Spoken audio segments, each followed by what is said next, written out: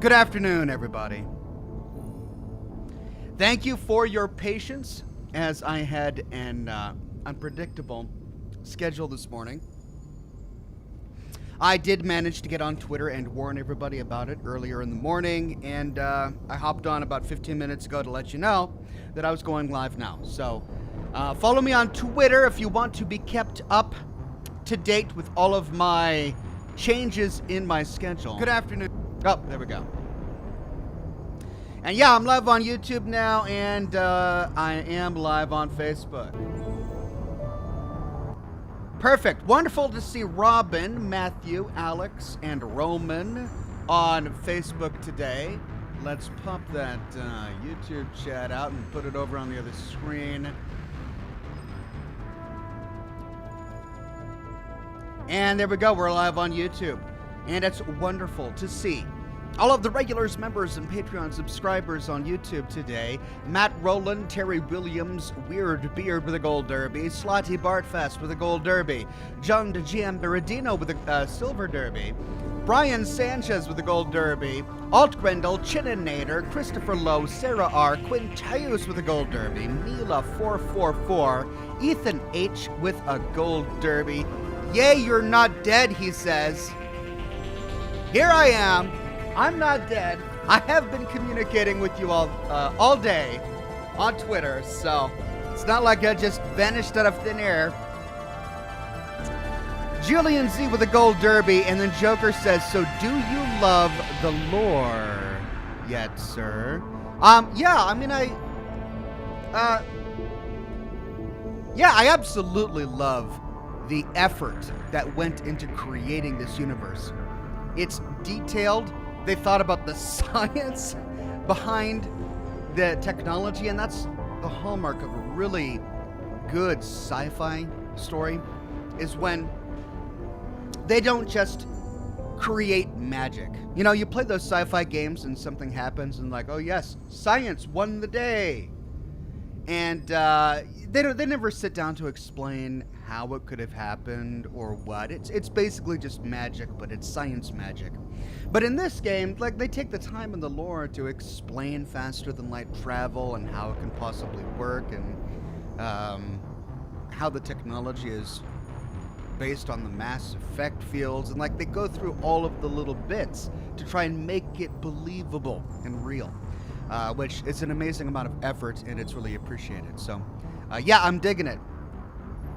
As for lore, you know, it's a slick sci-fi game, and slick sci-fi games don't really resonate with me quite as well as post-apocalyptic games. I'm not sure why. I'm just kind of really into post-apocalyptic games and Adam Punk style games, but I'm still really enjoying the story and the lore. Mechanical Cyborg with a tip. Thank you, Mechanical Cyborg. Brian Sanchez says, was sick my entire vacation and had to go to the ER last night due to terrible migraines. The drugs they gave me got rid of it, but it made me sick. How awful. Sick your entire vacation. I am so sorry, Brian. Man, sounds like it was ruined for you. Well, hopefully you can have a good day with us today here, and I hope you feel better soon. The Greyhound became a bronze ox. Thank you, the Greyhound. Matthew Ryan on Facebook with a donation of stars says, wife told me today that it has now been about a year since you had begun Disco Elysium with the Superstar Cup. Was it a year ago, last year, that we started Disco Elysium? Gosh, time goes by fast. What a great game that was. I'm really bummed that I didn't wait for the latest edition of the game where they actually have all voice dialogue now. I ended up doing a lot of reading in that game, which was fun, but I kind of regret not experiencing every character voiced. But of course, at the time, I didn't know that they were going to be coming out with that version. So I'm still glad we went through it. It was a fun little game. Robin on Facebook says, Dude Ox, my family caught COVID. Legit, no joke. This is the worst I have ever felt. If any of the chat wants to send prayers our way, that would be so, so helpful. Please, please, wear your masks. COVID is making a comeback, and it's brutal. Please stay safe, people. Love you. Robin, I am so sorry to hear that. I've been trying to keep up on the news. I mean, this is one of the reasons I made that tweet I did yesterday, because you just look at the news and you get so disheartened and so depressed, especially when you see people out there trying to turn wearing masks into a political statement and a political issue, and trying to prove that they're really autonomous by sticking a finger to the man. No, government, I won't wear a mask. You can't make me. Etc., etc. And then stuff like this happens. I saw a Reddit post this morning from another healthcare worker saying that yeah, COVID is officially back. The entire floor on her hospital in the ER and the ICU was full again. And that's after we've all got the vaccine now. It's because of the stinking Delta variant, which is much more contagious and can hurt people who are even infected or who had been vaccinated. But one thing I did read that is a little bit of a silver hope. The vast majority of the people who are being hospitalized due to the Delta variant haven't been vaccinated. Like 90.95% of the people who have been hospitalized due to the latest Delta variant haven't been vaccinated. And yes, if you have been vaccinated, you still have like a 40% chance to catch COVID, but your symptoms are going to be much worse, much less. So the vaccine still helps. It still helps.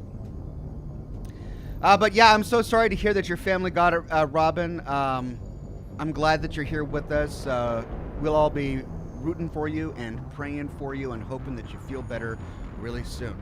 And hope that no one else in the chat ever has to go through what you're going through right now. Stay strong, my friend. I know you can get through it. I know your whole family can. Keep us up to date so that we know what's going on. Terry Williams says the difference between science fiction and science fantasy. Yes, you're absolutely right, Terry Williams. That's a great way to put it. It is the difference between science fiction and science fantasy. I guess I'm a fan of science fiction and not necessarily a fan of science fantasy. Thank you. Mechanical Cyborg became a Bronze Ox. Thank you, Mechanical Cyborg. Statzer X became a Bronze Ox. Thank you, Statzer X. Kakeshi Hataki says, caught one from the beginning. Love your content, Ox. Thank you, Kakashi. And you got me. Here we are at the very beginning of the broadcast. Jocelyn Ryan says, you missed my earlier stars, Ox. Yeah, the world can be dark, but you're one of our beacons of light with a boom of shotgun following, Jocelyn. Jocelyn, thank you so much. I did miss your... I scrolled up, I don't see the stars, but... yeah, the world can be dark, but we always have to remember that amongst all the darkness, there are still really good people, really kind people. Something I've been reminding myself of this weekend. What was it that Mr. Rogers says? What was it he said? He said, you know, when you're watching the news and something awful is happening, it's easy to get overwhelmed and to catch despair at the state of the world. But pay close attention, because where there are bad things happening, you always see helpers. You always find people helping. And that's true. That's true. Wherever something bad is happening, you see somebody there trying to do good. Ethan H says, if you don't like sanitized settings, you'll love Mass Effect 2. The devs refer to it as the Empire Strikes Back of the series, criminal underbellies and all. Oh, really? Is that what we're going to be getting into? I'm ecstatic. Zach Little says, glad that Andromeda isn't going to be your only exposure to this universe. Hope you make it to Ilios today. I think it'll be right up your alley. Well, I think I will. I've got a few side quests to do. I guess I don't know how much gameplay is left. I don't want to waste a bunch of time on side quests that are just sort of repetitive and boring. And yet, I also want to do everything. I kind of want to be completionist. So, I guess if I can do all of the side quests and Ilios today within like 3 hours before the stream ends, then I'll start doing all the side quests. But if I don't have time to do anything but Ilios, then I probably should go straight to Ilios today. Jason Fisher says, tip for ya, there is only Spectre-style weapons. As for the best armor and other armor in the game, you can, however, find in the open world. Thank you, Jason Fisher. A very good tip. Codus says, when are we getting the New Vegas Gunrunners video? Did I ever promise to do that? I think I... See, this is what happens when I share what's in my head. Because if I share what I'm thinking about, then somebody thinks, oh yeah, he's going to do that video. Did I ever say I was going to do the Gunrunners video? What he's talking about is like a while ago, like 6 months ago. I talked about doing a video about all of the weapons that you get with Gunrunners Arsenal. And this was back when I was doing my video on... I did a video on the Creation Club when I was talking about whether or not the Creation Club was worth it, the price of Creation Club items compared to some of the other DLCs we've gotten in the past. And I did a direct comparison between the Creation Club and Gunrunners Arsenal for Fallout New Vegas, mainly in terms of price, because with Gunrunners Arsenal we got how many dozens of new weapons, and yet the entire DLC was like a couple dollars, and they're selling like one weapon with a Creation Club item for like $10 or $5 or something. So yeah, I'm like, the disparity is pretty epic. And when I was working on that video, I was like, wow, I should really one of these days just sit down and do an entire video on every single weapon that came with Gunrunners Arsenal, because it's astounding. Like, it just boggles the mind. That kind of DLC, no one would make that and release that for a game today with like 40 different weapons, all of them, well, not all of them, but half of them with completely unique skins and designs, some of which have unique stories attached to them, new ammo types for crafting. Like, it was just a huge amount of new weapons that you can play with in Fallout New Vegas that came with the Gunrunners Arsenal DLC. And I just didn't know if anyone had ever done a video about that. So I talked about maybe doing that video, and apparently now I gotta do it. Julian Z says, hi Ox, hope you're well, been having fun in DC, plan to post more pics later. What's the plan today? Finish up the last side quests and head on to endgame? Yeah, that's what I'm planning to do today, if I have time. Ryan Check became a silver ox. Thank you, Ryan Check. Alt Grendel with a tip. Thank you, Alt Grendel. And then Alt Master says, Ox, just wanted to give you a reminder that when you start the last mission, be ready for a quick cutaway moment. Don't want YouTube to demonetize. Right. Thank you. Sean McElroy says, would you consider making a Fallout 76 starter's guide? I just started, but I found many of the guides are bleh or at best meh.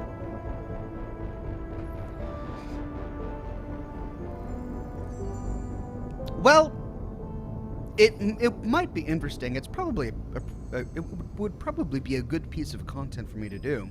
It would probably get great views.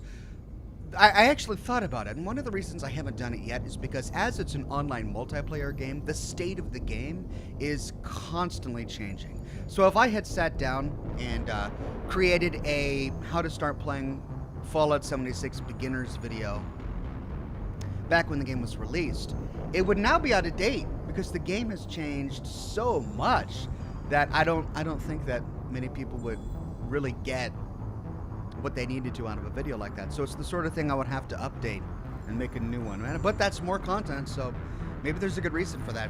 But really, for Fallout 76, my recommendation, if you don't want to do the Atomic Shop stuff, and you don't want to grind challenges or anything like that, just follow the quests. Now the Wastelanders is out, start with Wastelanders, go through all of Wastelanders with a brand new character, starting with Wastelanders. You can get through the entire plot, and you'll be like level 20 or something by the time you're done with that. Then go back to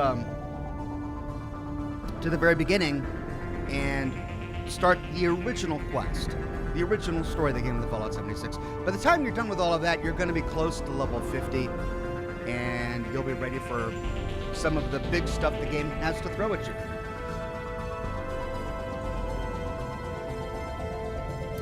The Raging Krogan says, at Six Flags with my nephews, they are old enough to walk around themselves.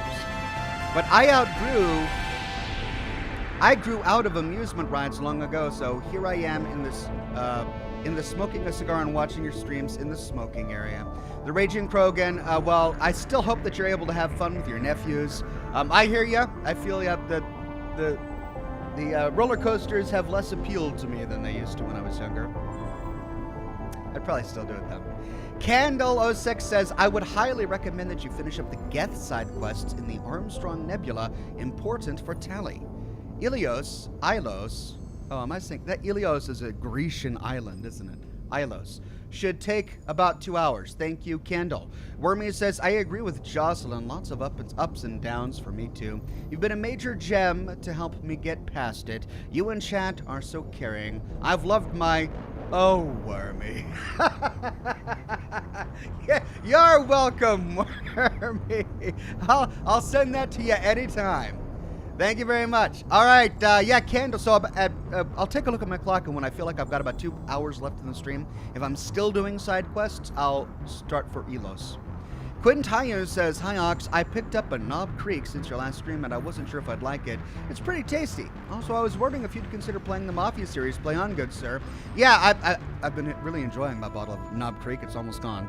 And, yeah, I've heard a lot of great things about the Mafia series, especially now that there's a remaster out. Yeah, maybe I should take a look at it. My schedule's pretty full right now, but it's certainly worth revisiting. Julian Z says, Ox, it's been so great to see your journey in Mass Effect. From I don't know, Andromeda sucks too. It's a pretty solid game. Thanks for giving it a try. Yeah, well, we'll see how I feel after I finish Mass Effect 3. If I'm really digging the universe and everything, and I'm just curious to see how the story continues, I may tackle Andromeda. We'll see. We'll see what the chat wants to do at the time. Pavel says, here's another Planescape quote. All right, more Planescape quotes. Grace, you were the cutest little Modron I've ever encountered. Nordum, I prefer the designation fearsome cubed warrior. Grace, of course. That's why you're so cute.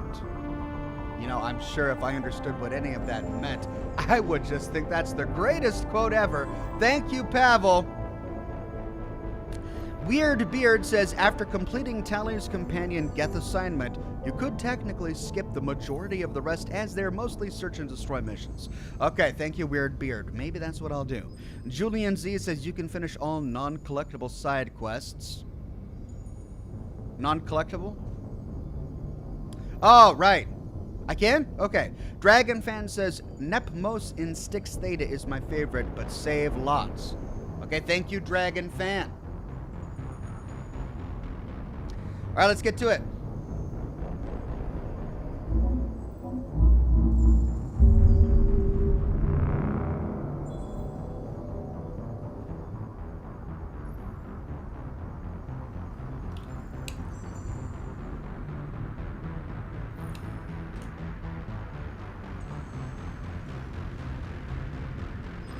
Brian Sanchez says, Ox, just so you know, they are making a Mass Effect 4. Are they really? 4 in quotes. Air quotes. Well, that's awesome. All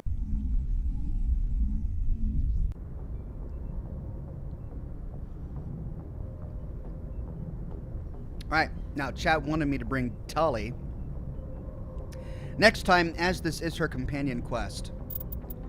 Okay, assignments, Geth incursions. Where are we going? We're going to Armstrong Cluster, Gagarin, Tereshkova, Hong, and Vamshi. Oh, we got a lot to do.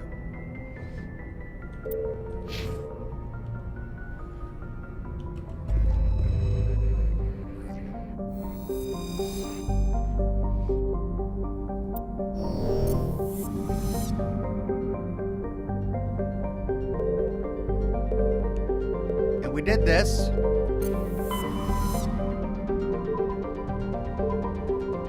Now we got to get through these one at a time. Tereshkova. Rats607 says, hey there, Oxman. Glad to see you on another live stream. I have enjoyed your reactions to the story, and I'm glad that you're loving the lore and look forward to more. I am very much loving the lore, and I do look forward to more. Thank you very much, Rats. Man of Warp says, the planet Anti-Rum-Gon was a reference to Pirates of the Caribbean. Why is the rum gone? Was it? I mean, I saw the name, but was the entire planet a reference to that? Wait, why is my screen black?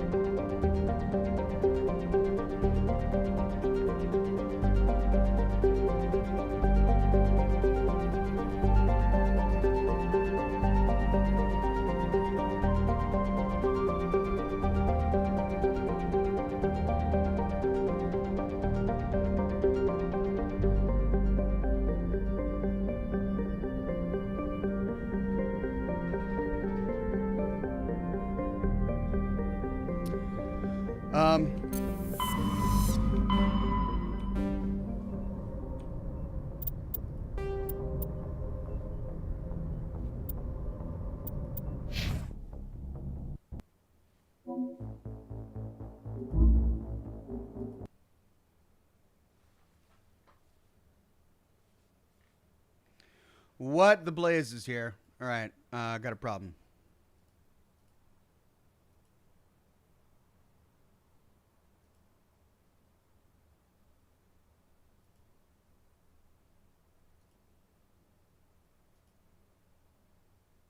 Oh, is that what happened?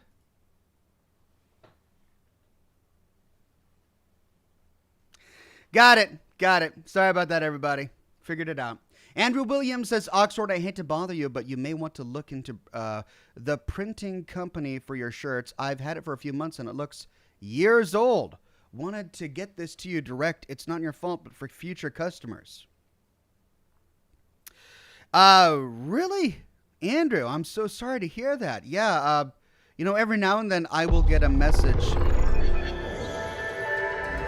on Twitter from somebody saying that the printing quality came out poor, but then Teespring usually responds really quickly and fixes it with a new product. And you know, if that's the case, I would reach out to Teespring directly. It may be that you just got a bum shirt, because that happens from time to time. And I know that Teespring is pretty responsive about that. I would reach out to them directly and say, hey, that you need a refund because you only washed it 1 or 2 times and it's already mostly destroyed. Because that's really strange, and I'm sorry to hear that. But thank you for letting me know, Andrew. Stefano says, this universe is full of lore, true, but it lacks the juicy culinary lore of the outer world. Sissy pigs, have fun. Oh, we can't get enough sissy pigs. Thank you, Stefano. Alt Grendel says, black screen. Thank you, Alt Grendel. I managed to stumble upon that myself. Julian Z says, don't worry, Ox. To me, Andromeda can be forgotten. All right.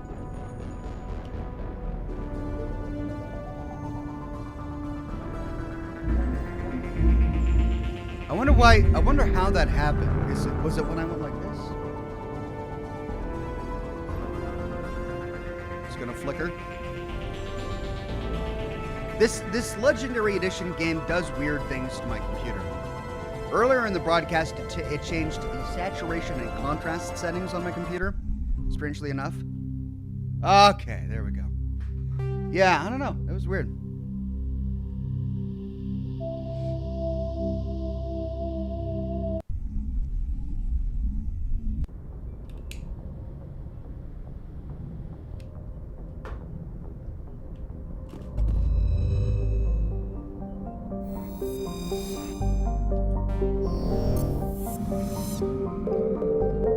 Anti-Rumgon. I mean, is it really a Pirates of the Caribbean reference?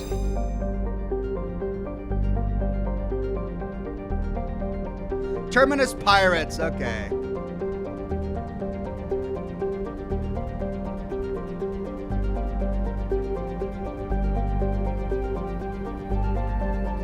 Oh, Terminus Pirates drill through the ice crust to recover its natural alcohol.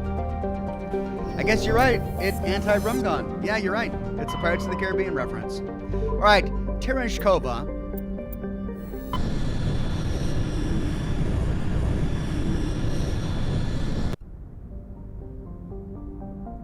And here we are. Let's go through the asteroid belt first. Carbonaceous asteroid. Dark asteroid of mixed carbonaceous materials. We can survey it. Medallion recovered.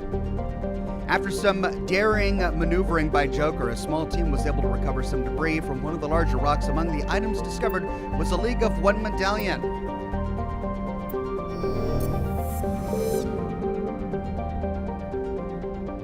All right, let's go clockwise. Hunsalra is a small hydrogen-helium gas giant. It has unusually large amounts of nitrogen in the upper atmosphere, which glow purple when ionized by the solar wind. Hunsalra's convenience as a place to dump drive charges has left its orbit littered with debris dumped overboard by visiting crew.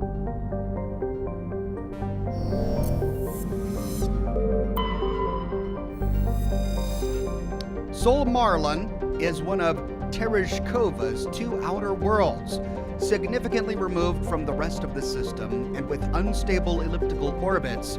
It is thought they may have formed within 3 astronomical units of the binary stars and were hurled outward due to the instability of such an orbit. Solmarlan is a hydrogen-helium gas giant with significant quantities of sodium in the upper atmosphere, giving it a distinct gray color.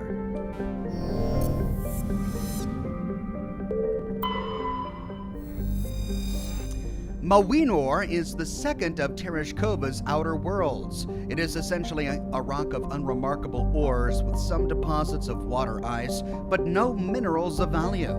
The frozen surface is composed of silica.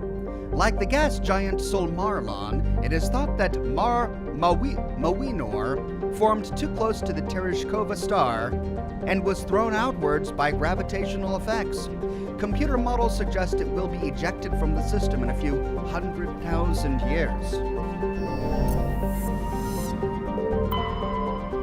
Antibar.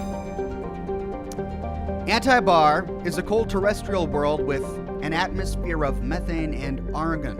Its frozen surface is mainly composed of iron with deposits of magnesium. The world has been noted as a possible target for long-term terraforming. If the atmosphere could be increased to the thickness of Earth's, the global average temperature would rise by 10 degrees Celsius. Antibar's combination of low temperatures, high-speed surface winds, and low visibility make it dangerous to explore on foot. This is our destination, but let's explore the other ones. Man of Warp says anti-bar equals no bars, so the rum isn't gone there either. But when there are no bars, rum can't be gone if it was never there, I suppose. But it wouldn't make the pirates happy. Thegwese. Thegwese is a terrestrial world with an atmosphere of chlorine and krypton. The surface is mainly composed of silicates with deposits of carbon. Thegwese has a low mass for its size and is tidally locked to the star Tereshkova A. The temperature difference between the sunward hot pole and the dark side cold pole creates constant gale force winds across the terminator. We can survey it, and we get Mercury. And finally, Petamulrus.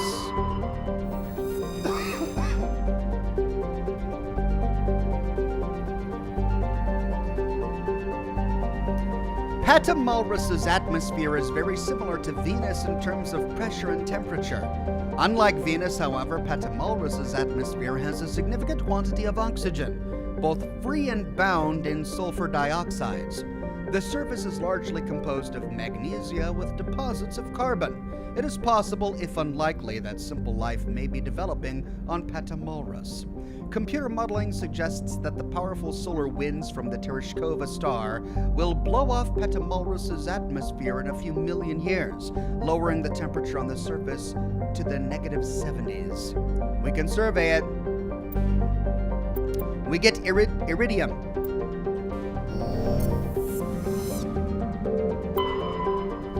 All right, to anti-bar.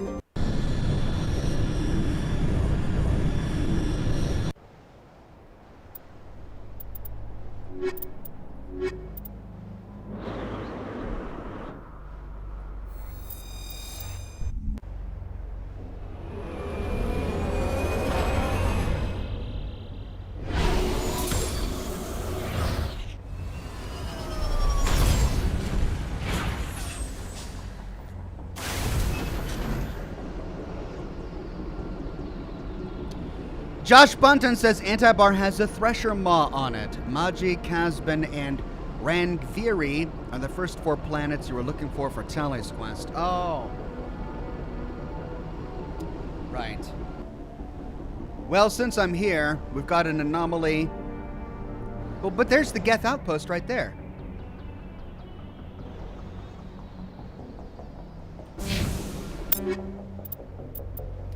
All right, Tali, we haven't upgraded her gear in a while.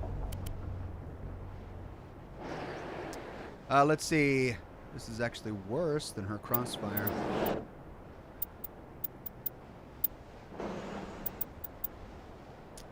There we go.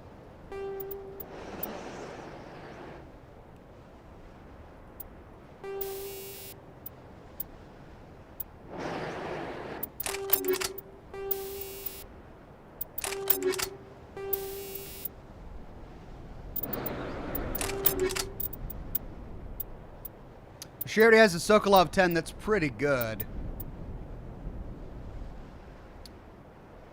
No, she has an Avalanche 9.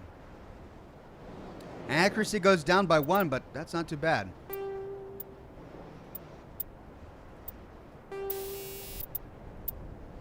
Inferno rounds.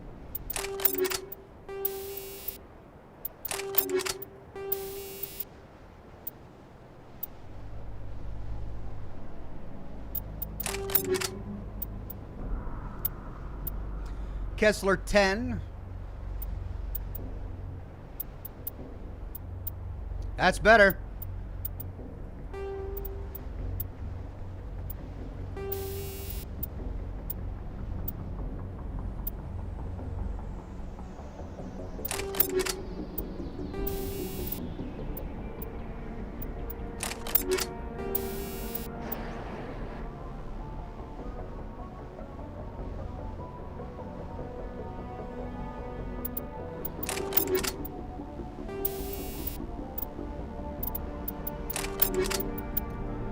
Sniper. She's got the Equalizer 9 already.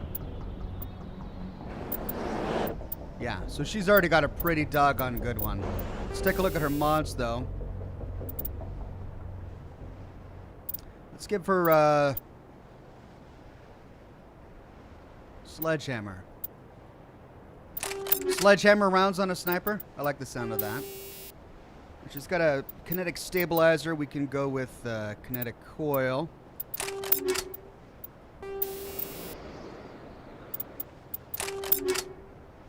And then scram rail. As for the Omnitool, she has a Nexus 8.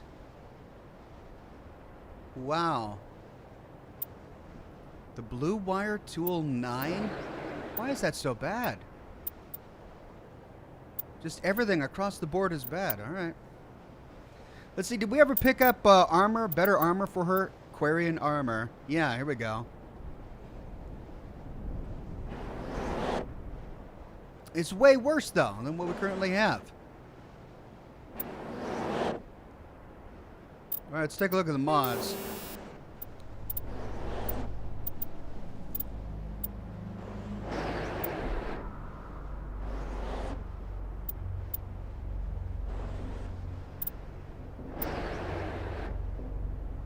Combat exoskeleton, medical exoskeleton.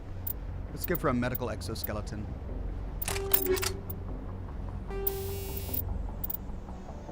Damage protection. 20 damage protection. Shield recovery. Mobile accuracy. Let's try that.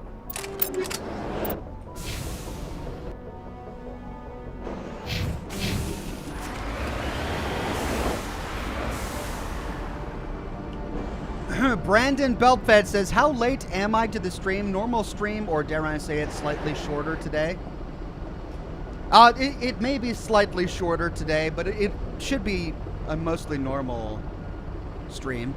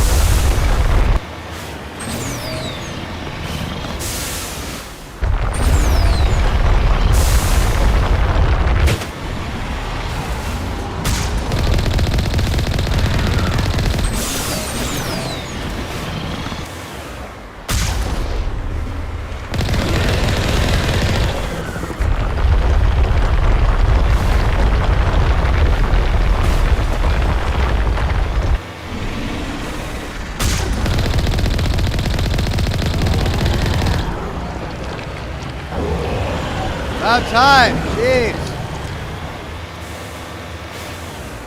All right, so we had a thresher maw here,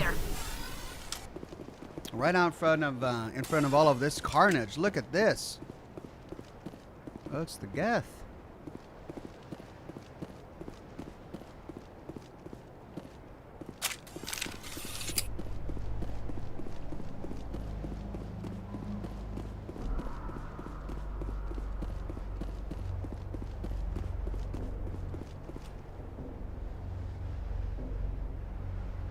The vehicle and the human corpses show the telltale signs of Geth weapons fire.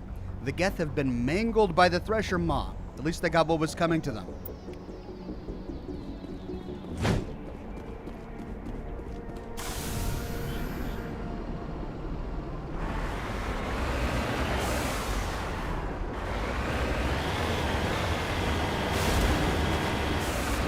A Prothean ruin.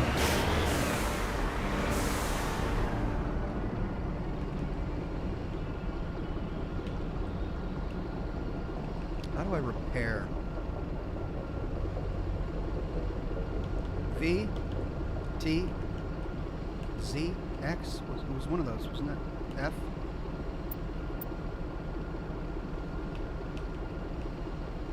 R? There we go. It was R.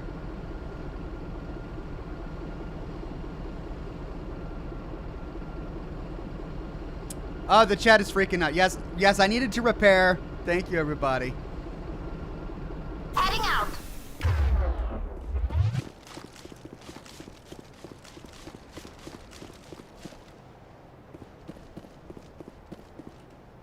Recover artifact.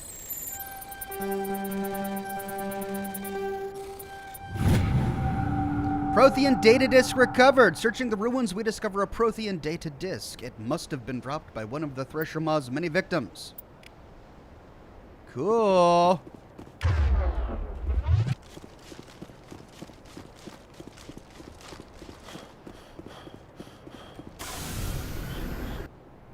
All right. Well, that was a dense area. Let's go to the debris.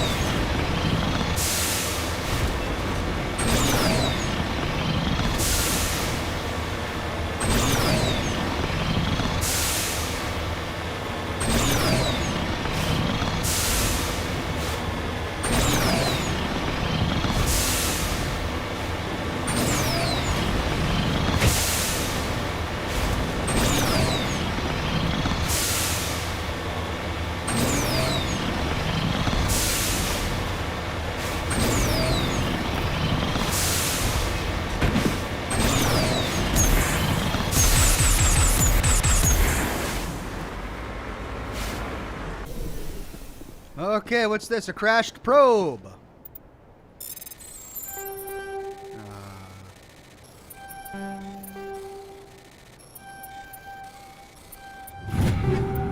Hey.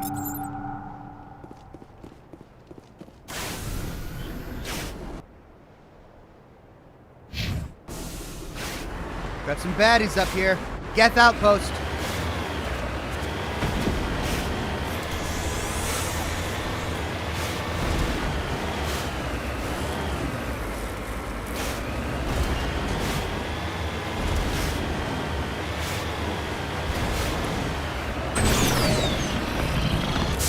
Vertical. Oh yeah.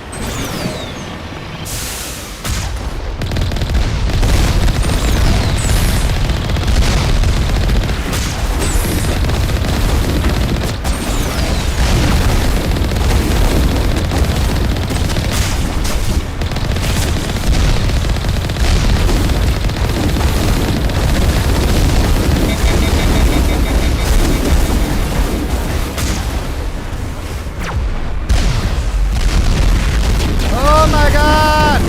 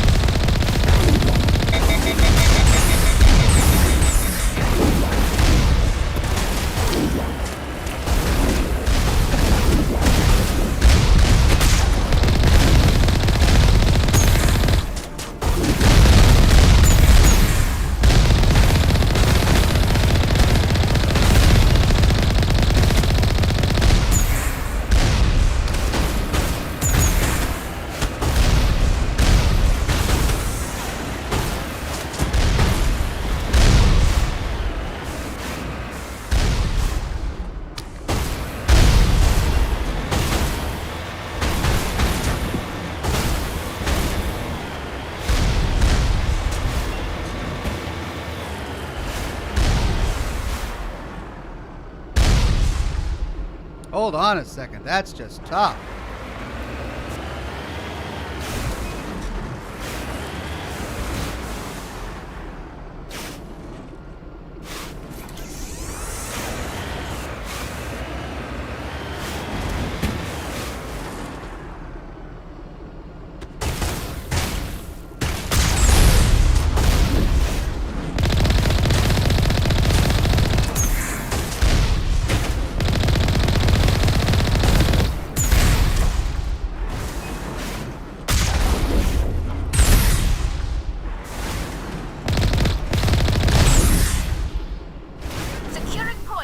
How do I zoom in again?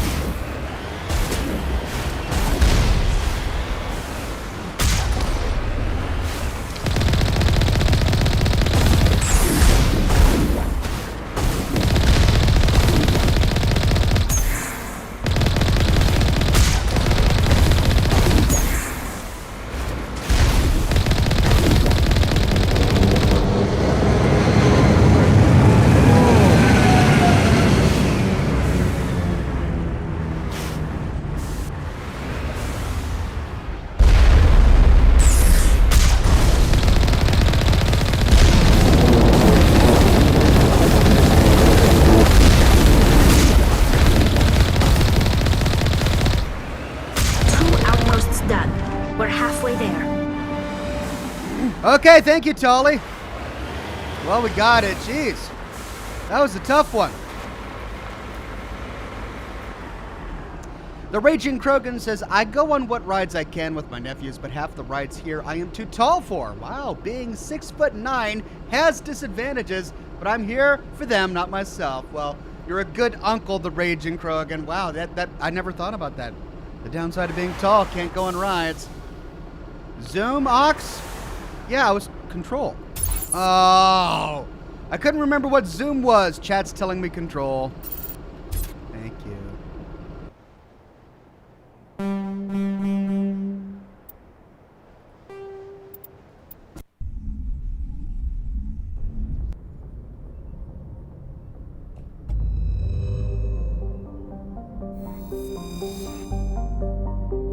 Anti-bar done. Hong.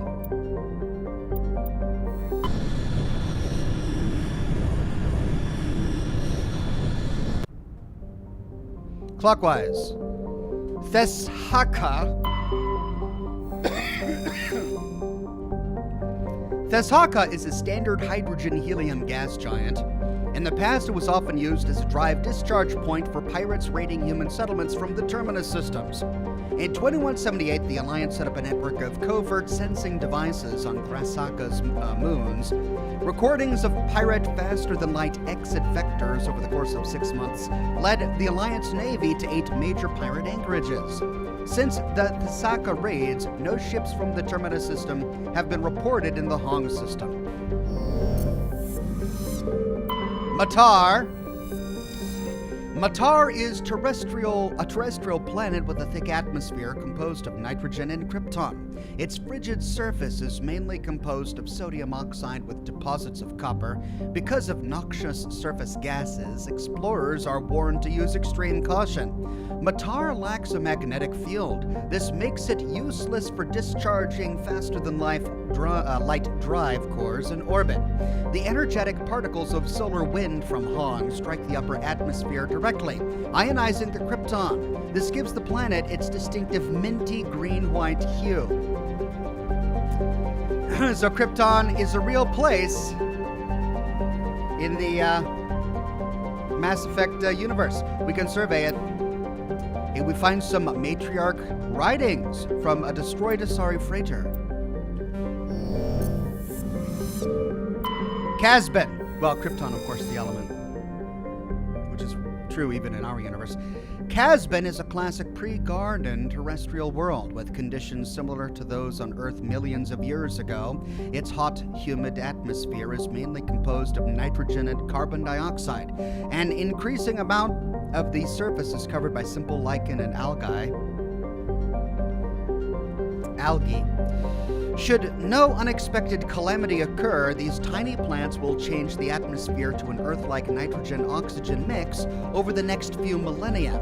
Due to its potential for future habitability and sapient life, Casben has been designated a sanctuary world by the Citadel Council. Landing is prohibited by law, and any disturbance of the fragile young ecosystem will result in harsh fines and imprisonment. At present, the planet is passing through the debris trail of a long-period comet. Well, despite the ban on landing, we can indeed land. But we'll finish exploring the system by going to Pamal. Pamal is an enormous terrestrial planet with a very dense atmosphere of carbon dioxide and sodium. The surface is scorching hot and mainly composed of sodium oxides and deposits of nickel. There is evidence that Pamal was once covered with broad, shallow seas. Should a probe ever be sent to the surface, a check for ancient fossil life might prove valuable. Traeger. Traeger is a tiny ice dwarf with a trace amount of xenon and krypton. The frozen surface is mainly composed of water ice and ammonia. Cryovolcanic processes are gradually repaving the surface with sheets of fresh ice. We can survey it, and we get lithium. And that's it, so let's go back to Casbin and land.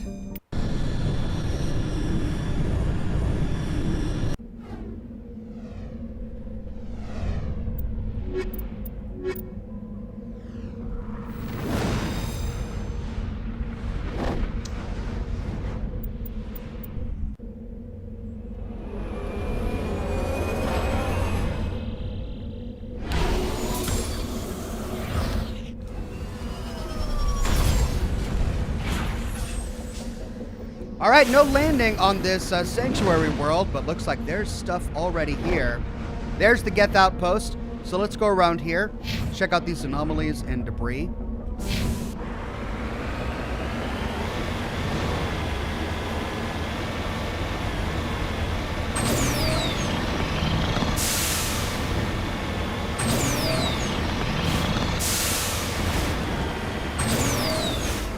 Oh, that's so cool. We read that the planet is currently traveling through a comet's tail. And then we see the debris falling into the atmosphere from the tail of the comet. That's awesome.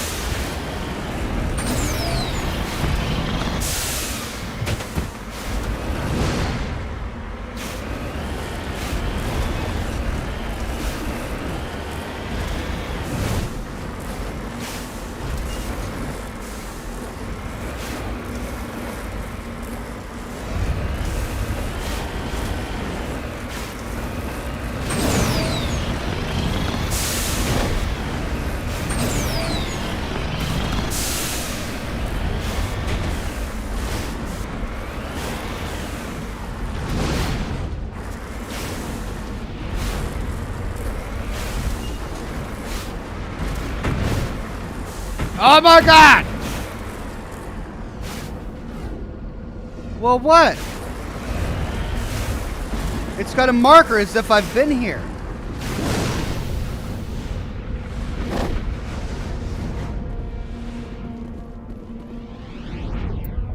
It's just a beacon.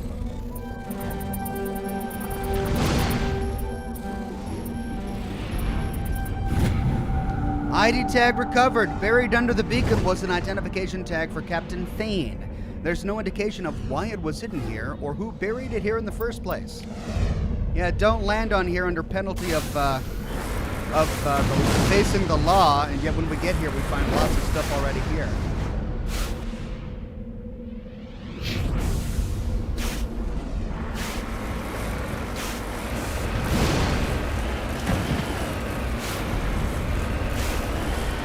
Oh!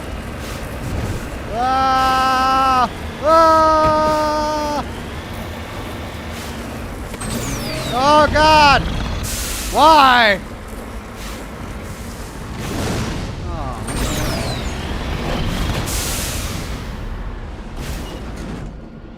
Really?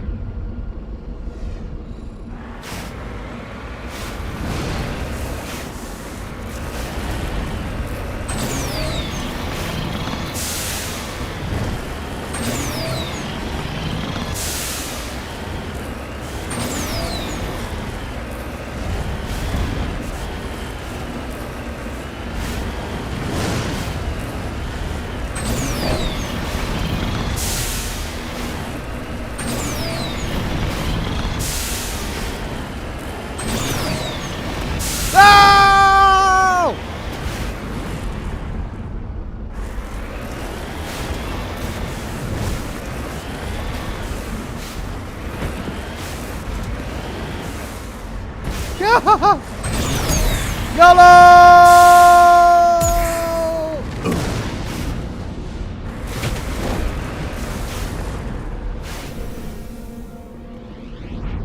Well, we found something here. Crashed probe. Polonium rounds. And then I saw an enemy or something over here. Right there. Terry Williams says the greener the planet, the worse the mountains. Yeah, I know. And then Stefano says, I think you're maxed out on money. Am I?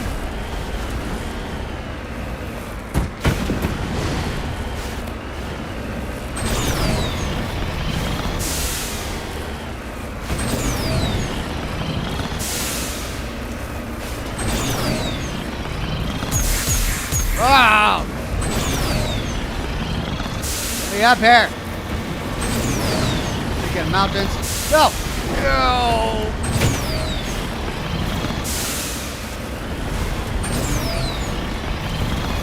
Ah.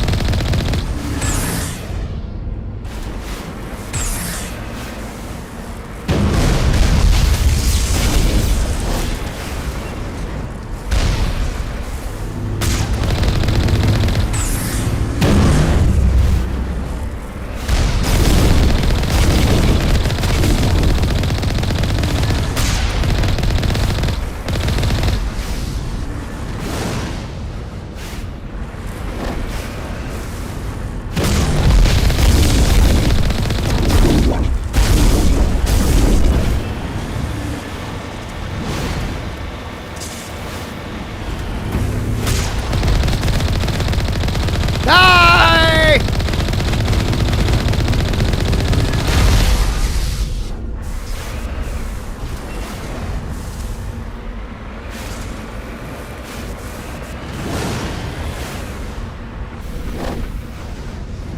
Geth transmitter. Discovery. The Geth array is transmitting regular data bursts on an encrypted channel using the Alliance's own FTL comm buoys. It's not clear where the data is being directed nor the content of the signal. We can turn it off.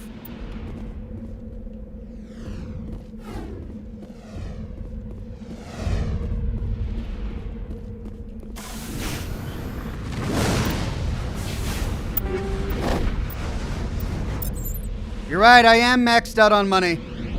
Oh, that's what I get. Okay, those two clear. No, that clear, and that clear. Mummified Solarian. Let's go to the Geth outpost.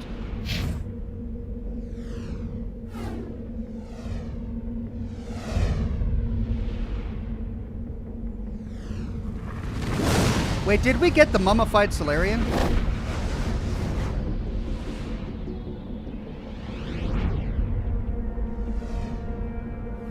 I don't remember.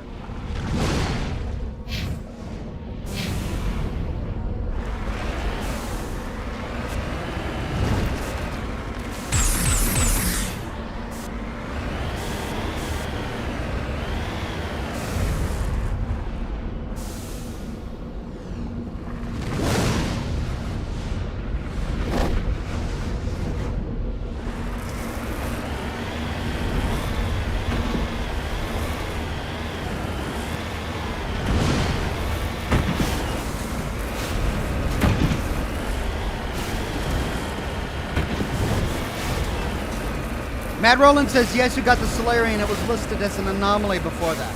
All right.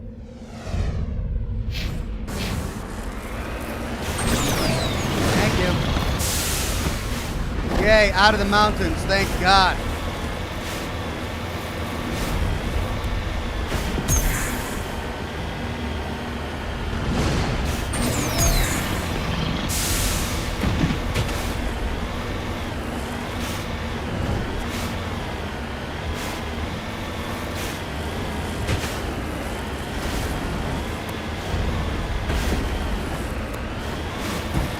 Got some ore over here.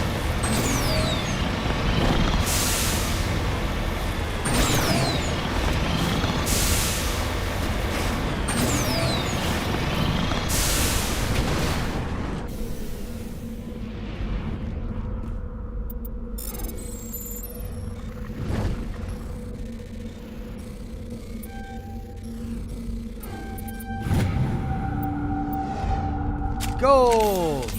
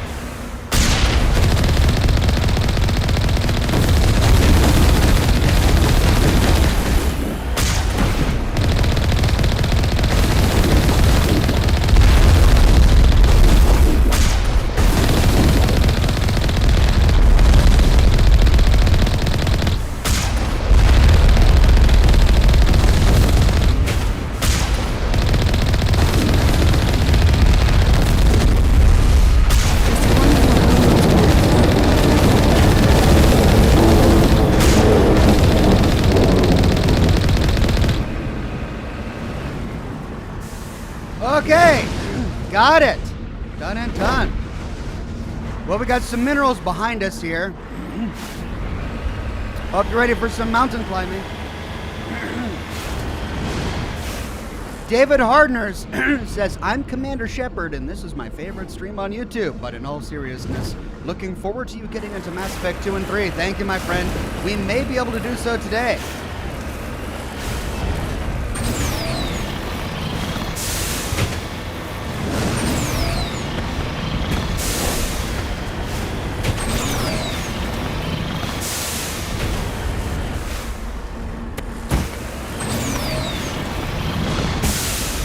Oh, Mikko!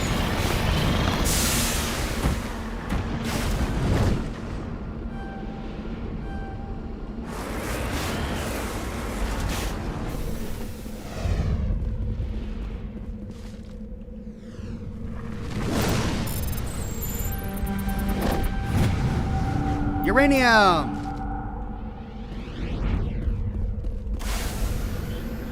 And with that, I think it's clear. We can return to the Normandy. There we go.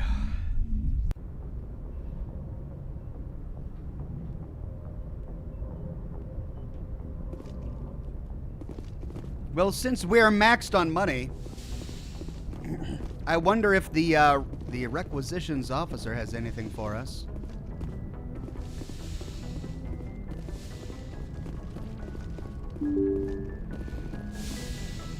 Little Timmy is back in the chat. Timmy, he says. Thank you, little Timmy.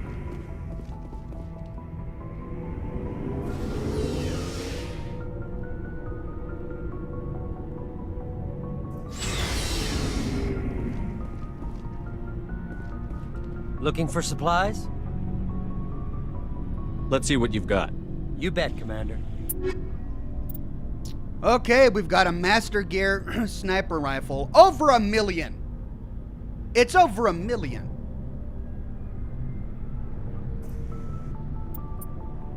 Almost $1 million. Master Gear shotgun.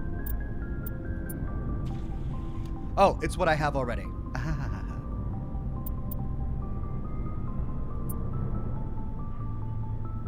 Well, yeah, that would be better, but... No, it's not even better. It's not even better than my Kovalov. 330 to 384, 7.3. Okay, so it's better heat sink capacity, better accuracy, worse damage for the assault rifle, which I never used anyway on this character. The sniper rifle is definitely better, but I mean, I never used that anyway, so... I mean, I know I'm maxed out on money, but eh. I think I'm good.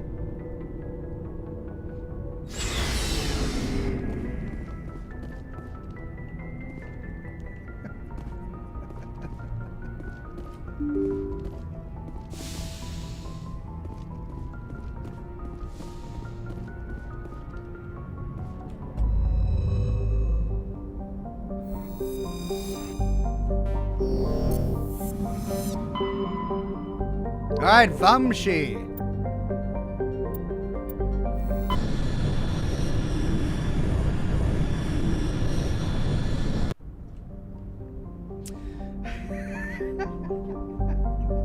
I knew that even visiting the requisitions officer would get the chat all hot and bothered. You're all upset I didn't spend my money. Contro Dim says, you have max credits! Time to get that gold toilet. I mean, that's what I've been saving for. I want that gold toilet.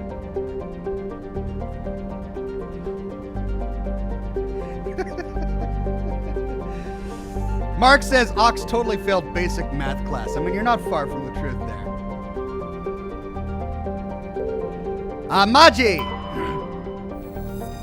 And there it is. Maji orbits the Vamshi binary giant stars. Vamshi A is a blue star of special class A4111, which burns at half again the temperature of Sol. Vamshi B is an aging red giant of class M5111, over 220 times the size of Sol. Maji has a thin atmosphere of methane and carbon monoxide. The difference in temperature between the hemisphere facing the suns and that facing deep space causes constant wind, stirring the silica and sodium dust of the surface. Unsavory characters from the Terminus systems occasionally use Maji for forms of cruel sport, dumping slaves, hostages, quarreling shipmates, or even, when bored, vicious animals on the surface. One must kill the other before they will be rescued from the lethal radiation of the giant stars. Is this that reference to that one movie about the guy who gets teleported to a planet and has to fight his entire life? I forget. It was a kung fu or a martial arts movie. Almos. Almos is a hydrogen helium gas giant with traces of sodium darkening its atmosphere. They were done at this point. They're like, we've done 1,000 planets. We're just going to give Almos a pass.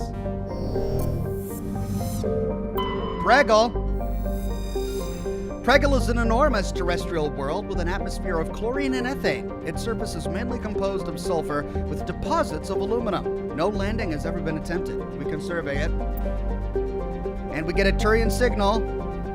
We discover several marker buoys orbiting it. We secure some high-res optical images of the buoys, which appear to have been neglected for some time. Each was marked with the Batican colony insignia. All right, let's land on Maji.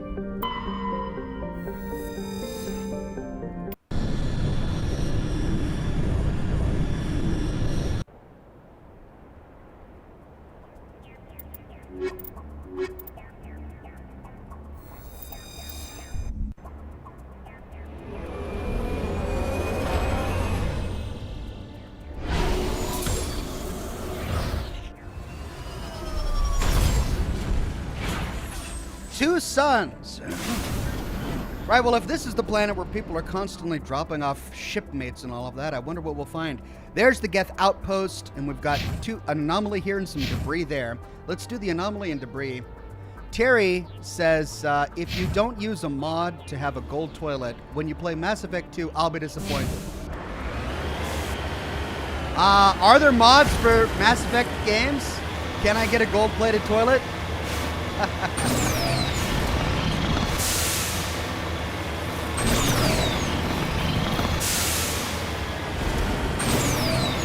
I want a gold-plated toilet and some silk shower curtains. I want it all. I want it now.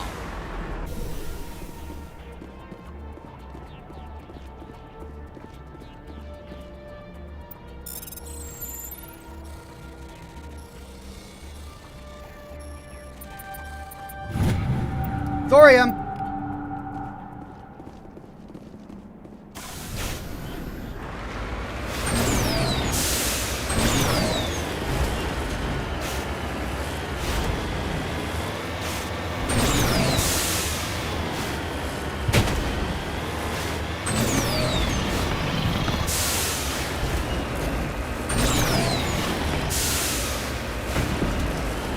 Brian says you can get a gold-plated Mako. All right, well, that's what I'm going for. Peter says, I'm loving the Fallout 3 Metro series. Keep it up. Thank you, my friend. Will do.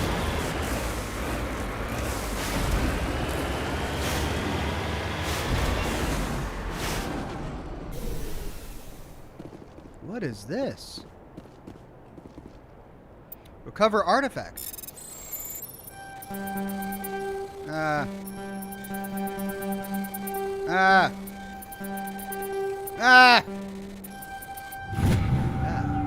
Turian signal. The strange-looking sensor has some ancient graffiti scribbled on it. It appears to be marked with an Edessan colony signal, or insignia.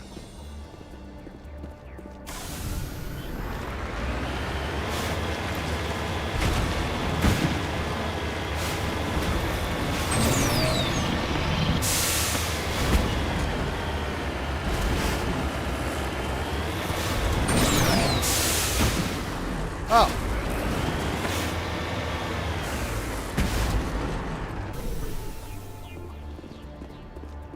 Ebru Xander says these movies Ox is referred to as probably the one. Yes, with Kim. That's what I was referring to. But people in the chat were saying Predator. Was it a reference to Predator? Look at that. What is that? Odd skull. This massive skull is scored by deflected mass accelerator shots. The xenobiology files on your hard suit computer can't identify the species. It must have been brought here from an unknown world. Wow. Ready. Okay. Well, and we still haven't gotten to that one. We got those two. Then the Geth outpost.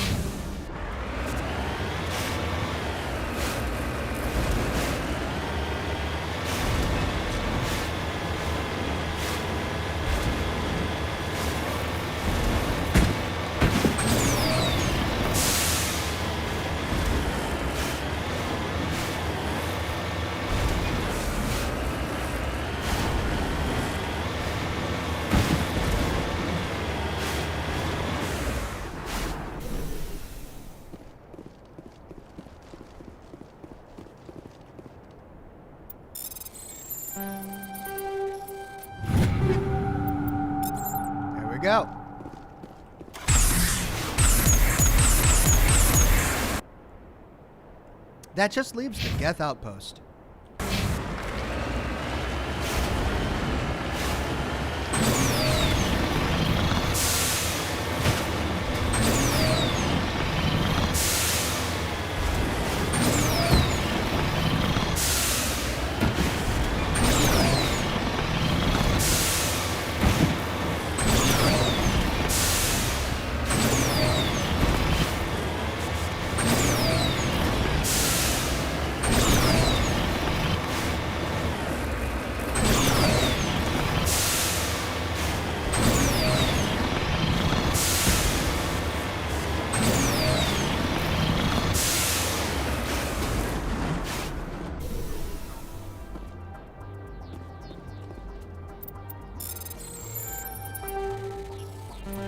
How did I botch that? Oh my god. Beryllium.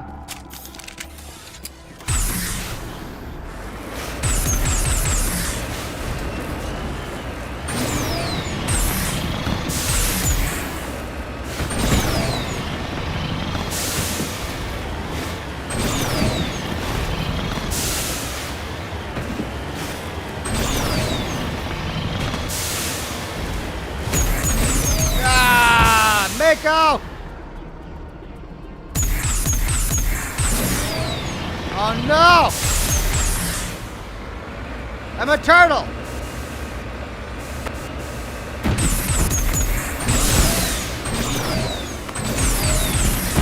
Come on, give me up my feet! Yes!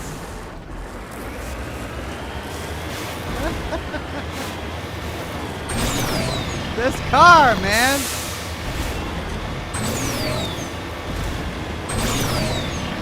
Hey, we got more minerals.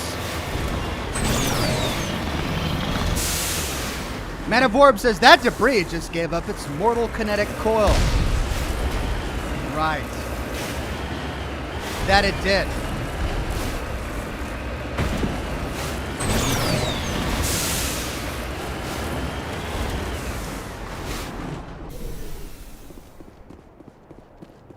Alright, so we're really close to the Geth outpost here.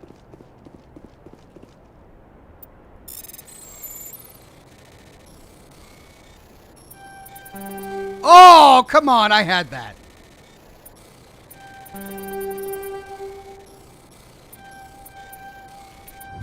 Boom. Magnesium.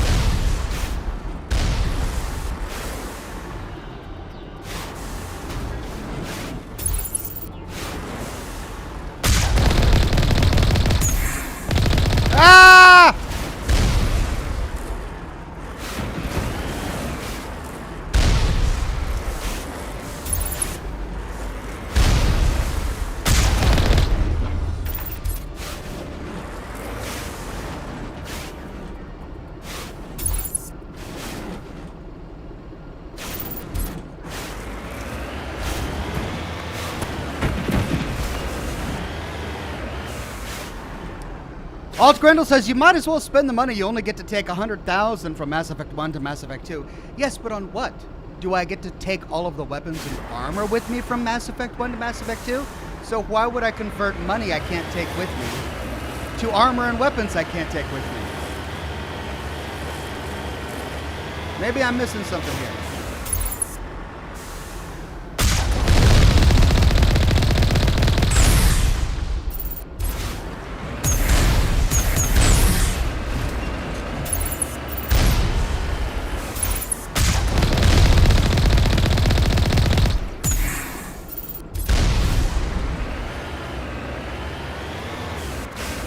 Oh, we got minerals.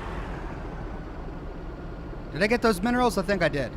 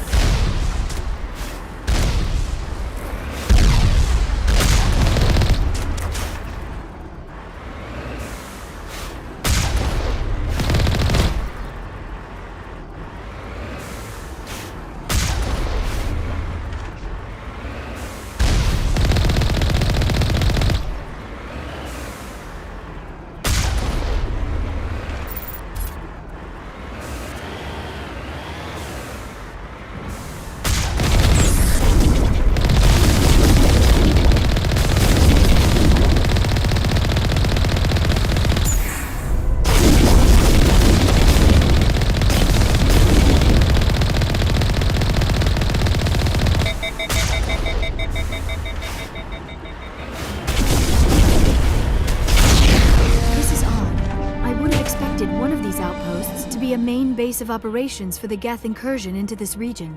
Hold on. This receiver's picking up some kind of transmission. Based on the signal strength, I'd say it's coming from inside this star cluster. It must be a message from the primary Geth base. We can use the signal to lock onto its location and eliminate them. Okay. Man of Orb says you lose all your weapons and armor, but you get to take 10% of your money up to a maximum of 100,000. Well, then I'll keep it at maxed out 10%. I better keep it maxed out or I don't get the 10%.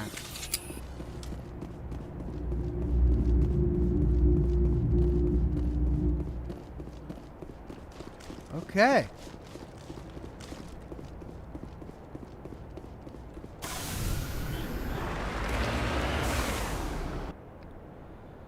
That's everything. Back to the Normandy.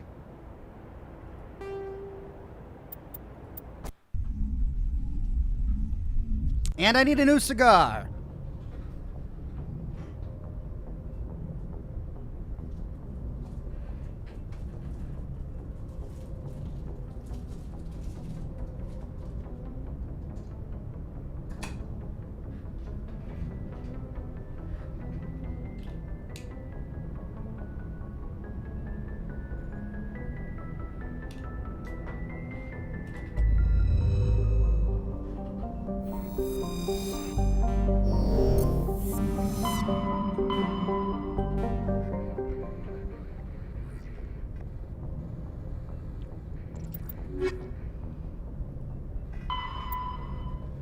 Find and destroy the main Geth base of operations in the Grissom system of the Armstrong Nebula cluster. Grissom system, Armstrong Nebula.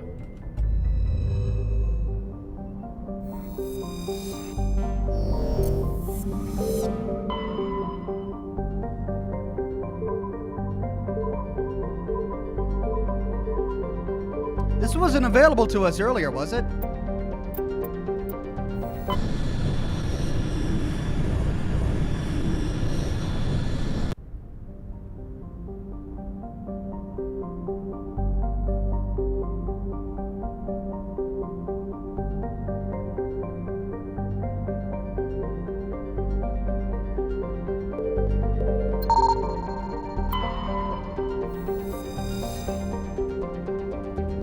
Mixed metals and silicates.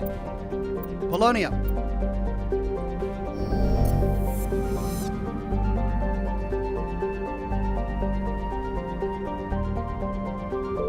Benda. Mikey says, yes, finally made it to a live one. How much to do a shirtless stream for us, Ox? Every man has a price. You're probably right. I mean, if somebody came up with like $1 million and said, hey, would you take your shirt off on camera? I'd probably say, okay. Would I want to? I don't know. But every man does have his price. Any $1 million takers in the chat? No? Colizian says, Mr. Ox, thank you for playing my favorite series. You're also the reason I play Fallout to this day. They should sponsor you for sure. I mean, if they're watching right now, yes, they should definitely sponsor me. They haven't yet, but I'm always open to sponsorship. Benda has a dense atmosphere of sulfur dioxide and chlorine. Though technically classified as a terrestrial world, but the surface of the planet has never cooled enough for a crust to form. It is a global sea of molten rock. Like Zahirux, its atmosphere is being blasted away by the solar wind. Once its thick atmosphere is gone, Benda's surface will be a mere 400 degrees Celsius. We can survey it. Scans of Benda uncovered an ancient Solarian vessel. A small team was dispatched to search for valuables. The only item of value recovered was a League of One medallion. Amy on Facebook says, Hey Ox, happy Monday. Happy Monday to you, Amy. Zahirux. Zahirux's nitrogen argon atmosphere is being blasted away by the solar wind of the blue giant Grissom. Its surface consists of seas of loose silica dust, some kilometers deep, which periodically swirl into global sandstorms. Many unmanned probes to Zahirux have been lost over the years, though investigation has attributed all to mechanical failure or computational error. A popular extranet meme insists the entire planet is composed of dormant nanotechnology created millennia ago by a race even more advanced than the Protheans. According to the story, Zahirux's silica dust is actually disassembler robots which periodically awaken to defend themselves. Though discounted by every reputable scientist, this theory has been popularized by a series of sensationalistic texts by Asari author Delasay Orthizia. Okay, well, it looks like misinformation isn't unique to our universe. It's alive and well in the Mass Effect universe as well. We can survey it, and we've got beryllium on a nearby moon. Terry Williams says, Benda, famous for its blackjack and hookers. A Futurama reference. Thank you very much, Terry. Tommy Boy says, who is Joe? Joe Mama? I'm not sure. Man of Warb says, I wonder if Zahirux is a reference to the replicators from Stargate. Maybe. That leaves Notabon and Solcrum. Let's try Notabon first. Notabon is a hydrogen-helium gas giant with traces of ammonia. Molecular nitrogen is present in the highest levels of the atmosphere, giving the planet its odd violet tint. The upper levels of Notabon's atmosphere are inhabited by shoals of tiny ammonia-based life forms, no larger or more complex than the plankton of Earth's oceans. Held aloft by air pressure and wind, these bioluminescent creatures constantly flee from the approach of the Terminator. Should they be exposed to the light and heat of Grissom, they die. Tommy Boy says Joe is from a place called Mama. I called it Joe Mama. Thank you, Tommy Boy. So that leaves the moon, Solcrum. Warning, level 1 heat hazard. Solcrum is the largest moon of the gas giant Notabon. It has a trace atmosphere of krypton and xenon. The crust is composed of various metals with deposits of sodium. As with every body in the solar system, the surface is scorching hot and thoroughly irradiated by the blue giant Grissom. Surface excursions without proper protective gear are certain to prove fatal. On approach to Notabon, Normandy's passive sensor array intercepted a fragmentary coded transmission from the surface of Solcrum. Attempts to decrypt the message were fruitless. It does not appear to be in any software coding language used by the Citadel races. And now we can land.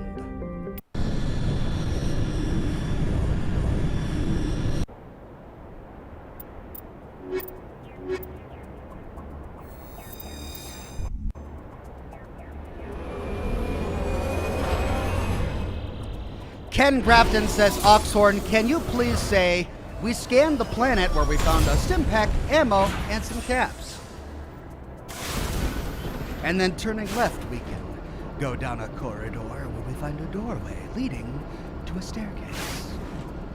Dr. Nuts says, hi Oxhorn, keep up the good content. Love your videos. Thank you, my friend. Okay, so we've got an exclamation mark there. That's the quest. But we've also got an anomaly and some debris.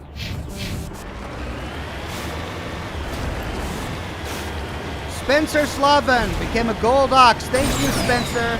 I appreciate it.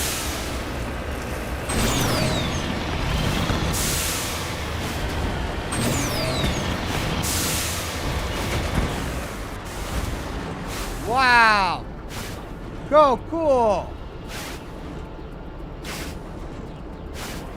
There's the gas giant. And the star is so big it looks closer than the planet.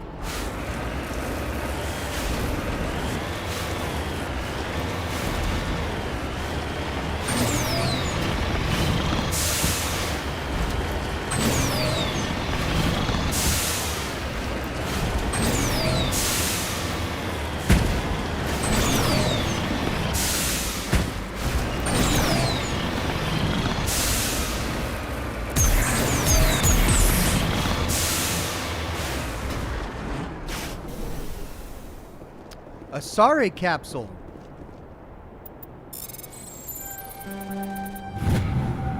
Matriarch's writings.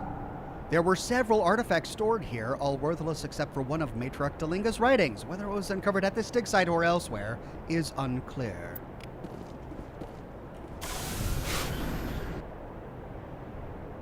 Debris. Whoa! Wow, all of that and I land right back where I was. Again! Ah! Down we go!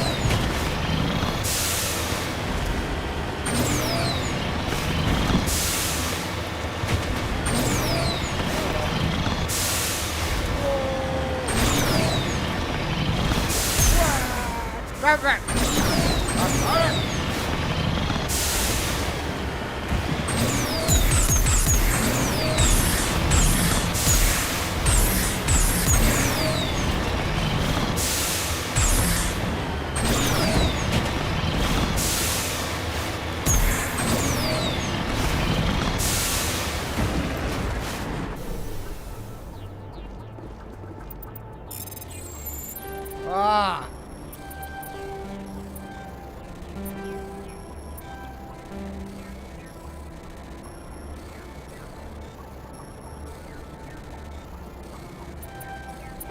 Whoa!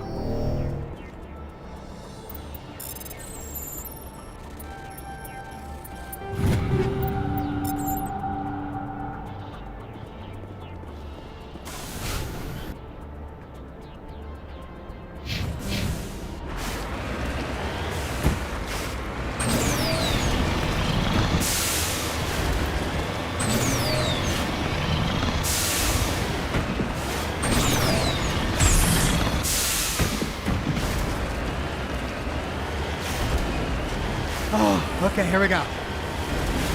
Almost there.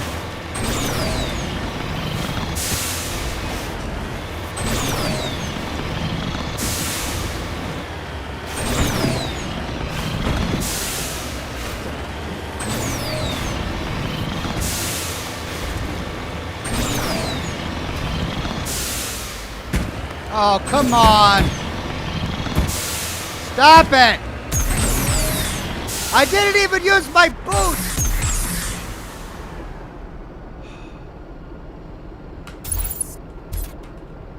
Yes!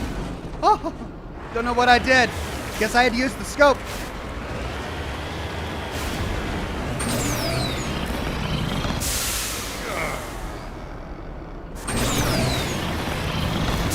Bollocks! Bobcats! Go.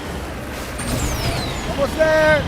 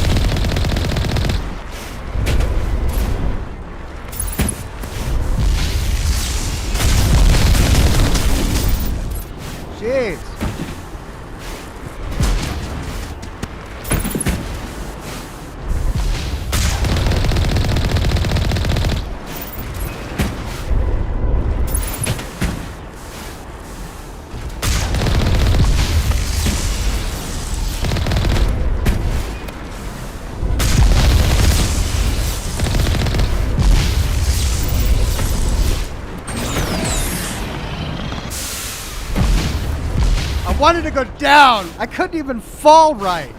Ah!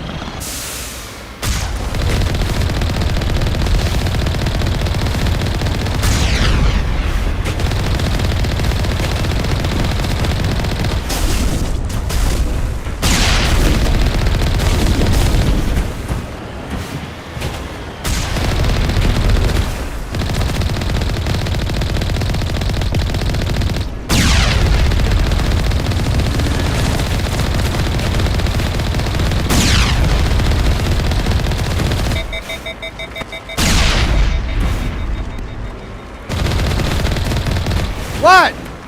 What? Roadkill!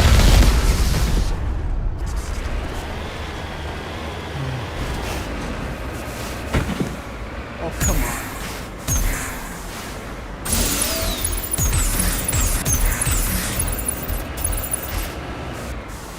What?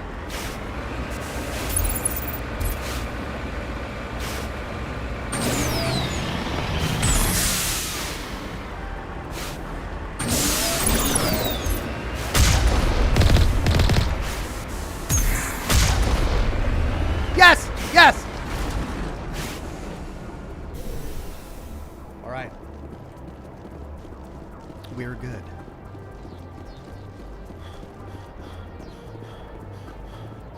Quick save.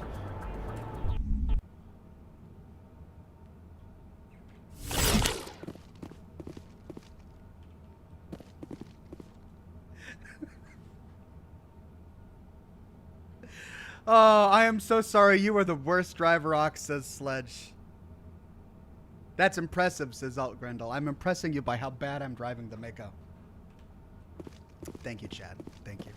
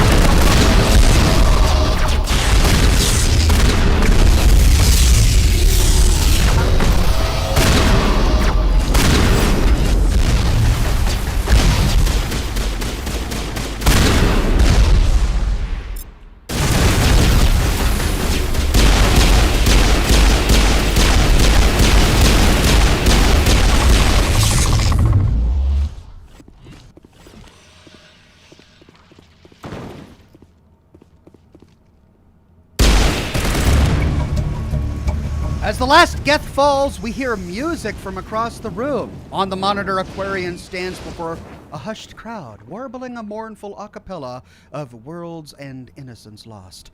The recorded song is dispatched to the Geth worlds behind the Perseus Veil. The transmitter shuts down. Think we got him, Commander. Let's go upstairs first.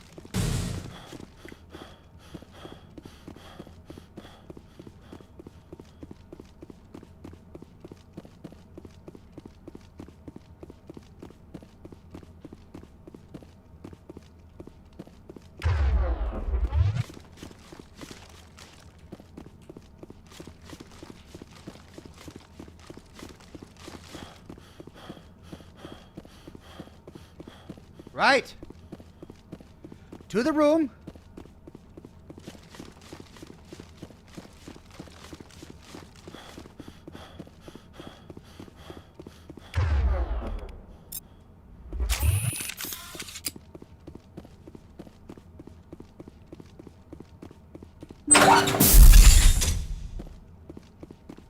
What is this?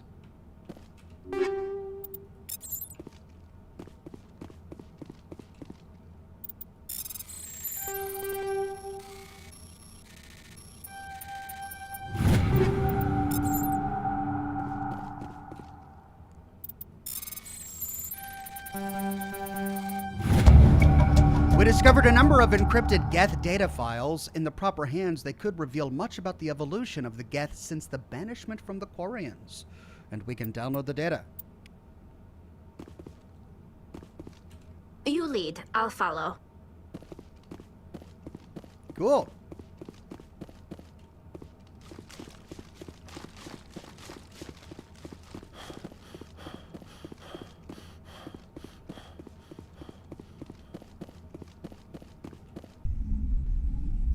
Newman says, how do you flip a self-correcting vehicle twice? I was working on the achievement. One more to go.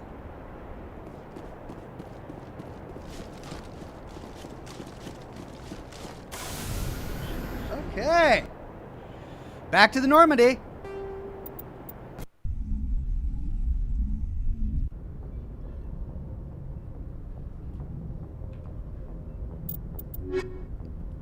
New quest, Tali and the Geth. You've acquired detailed data files from a Geth outpost. Given the history of the Quarians, these might be of interest to Tali. Speak to Tali.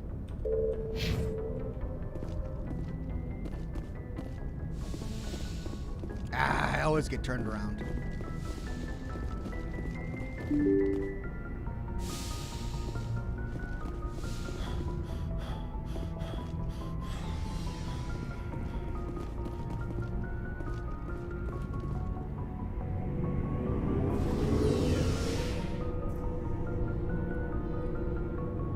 Oxhorn, don't flip the Normandy, says Derek. I'll do my best not to.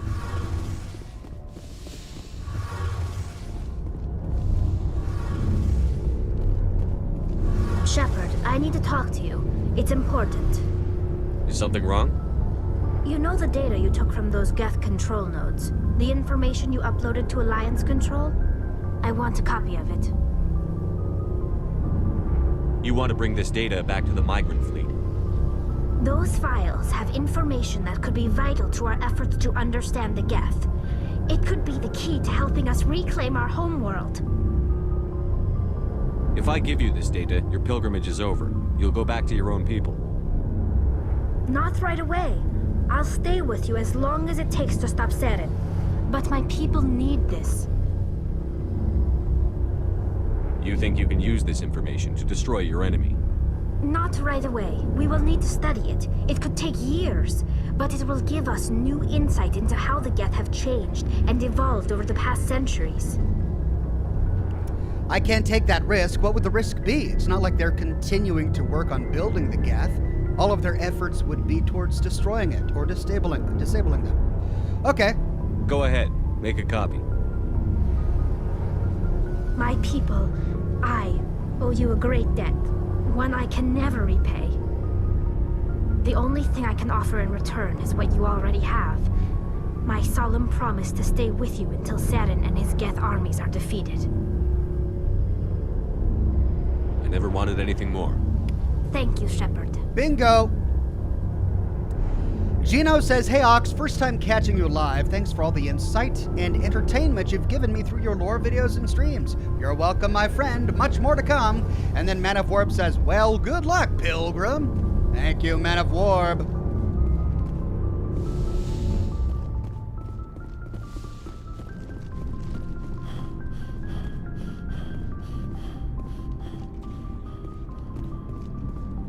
What am I doing wrong? Oh.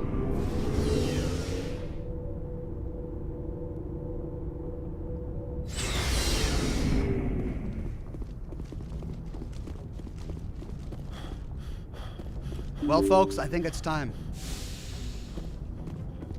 Don't know if I'll be able to complete it today, but I'm going to do my best. Let's do a hard save.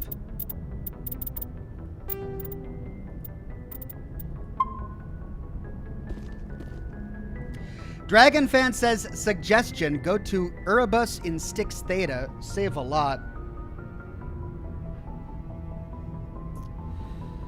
I mean, I've really got an hour, guys. I'm gonna have to end in about an hour. Is that enough to do Elos? Or should I save Elos for another stream?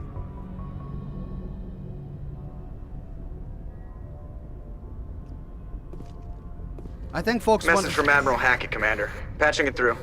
We just received your report. Looks like this Geth incursion was bigger than we thought.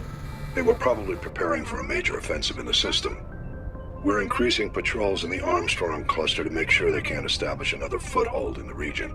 Nice job, Shepard. You saved a lot of human lives on this mission. Hack it out.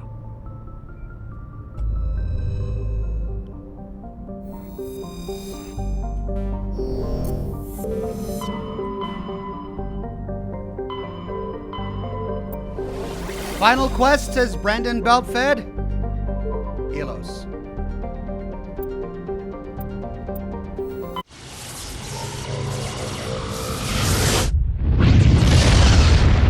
Albin says, are you going to do the main quest after Tally's quest? Yeah, I think I will. There's Elos. Zafe. Zafe is a relatively small hydrogen and helium gas giant. There are several tenuous belts of debris in equatorial orbit. Spectral analysis of the material suggests artificial origin, perhaps the remains of stations that once mined Zafe for helium-3.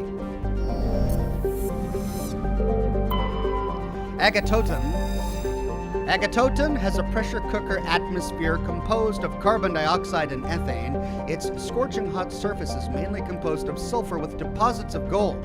Surface gravity is comfortable at 1.0 standard Gs. There are several areas of debris that may be the wreckage of downed Prothean aerostat colonies. Based on the size of the debris field, a population of over 100,000 was likely. And finally, Elos. Whoa! In the golden age of the Protheans, Elos was a verdant world, dotted with the spires and arches of magnificent cities. Even casual observation shows this is no longer the case. Elos has been devastated by means unknown. Its entire surface changed to the color of rust.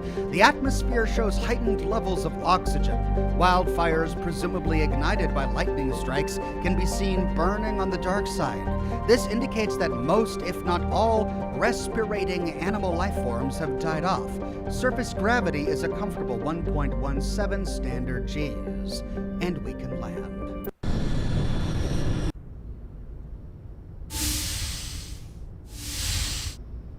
Oh, that's right. Shepard, may I speak with you? All right, I got to keep my finger on the sensor button. I'm busy. I'm glad you're here. I was just thinking about you. I have been thinking about you too, and what we are about to face. I do not know what is going to happen on Ilos. I hope we will stop Saren, of course, but part of me fears we are already too late. There is something I must tell you, in case we fail. Uh-oh. One last knocking of boots before the end. We're not going to fail. I promise. Please, I am not looking for comfort. Saren might already have the conduit. It is time to be completely honest with each other. These could be our last moments together. Our last chance to show each other how we feel. I want this to be special. I want this, Liara. I do. But are you sure you're ready? I have never been more sure of anything in my life. Will you join with me, Shepard? Let our bodies and minds unite. Robert Barnes says, insert your mother jokes. Don't know if now is the appropriate time. We could say, forget it. Or yes. Or, I will. Let our bodies and minds unite. Just tell me what to do. Oh. I got my finger on the button.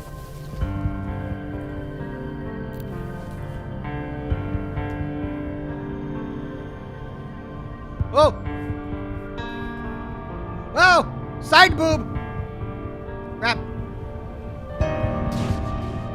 Whoa! Ooh, that's a butt shot. We definitely got some blue booty there. Wow. It's impressive blue booty. Okay. Ooh, careful. Ah! There should be something there, no? By the goddess. That was incredible, Shepard. Brendan Belfoot says, someone say, booty arg! We already did the Pirates of the Caribbean joke. I think we're done with pirates now. Robert Barnes says, the audience needs an adult. I know. We need our hands held through this. Let's go again. Ready for round 2? Commander? 5 minutes ETA to the Mu relay. I had better go. Duty calls. You would not want to keep Joker waiting. Shepard, whatever happens on Ilos, I just wanted to say thank you for everything. And cut to black. All right. Well, we finally got the blue booty. Man of Warp says, New Reno don't got blue booty. Doesn't that mean you don't want it? Well, according to the street caller, yeah. Cool booty, mutant booty.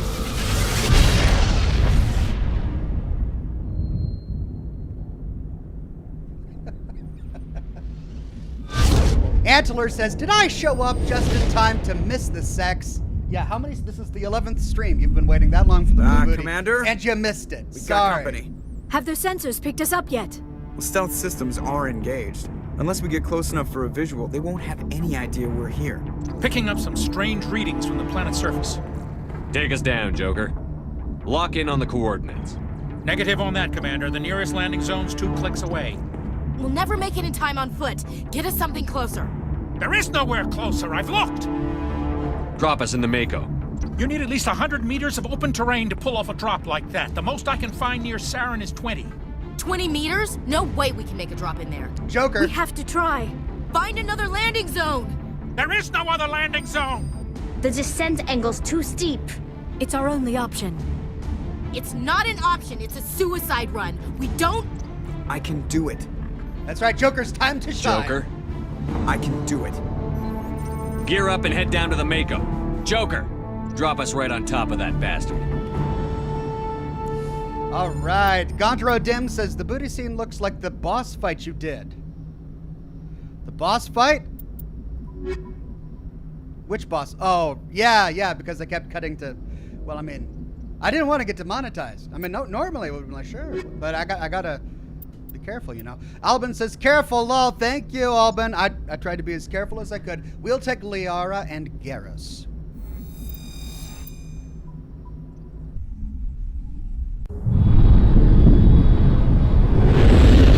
All right, Joker, show me what you can do.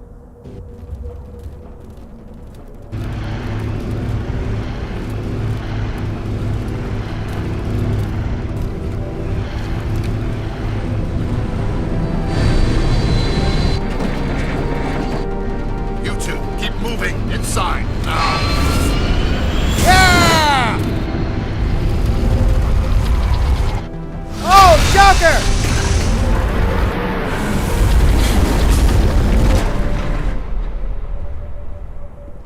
We have to get inside this bunker before it finds the conduit. There is no way we're getting past that door with brute force. Saren found a way to open it. There must be some kind of security override somewhere in this complex. We will have to find some way to get it up and running again.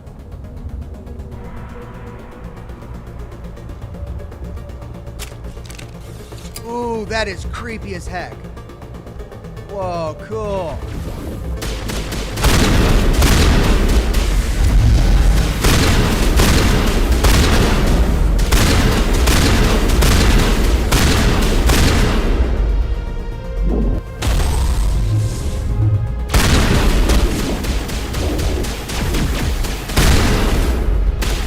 Now is not the time.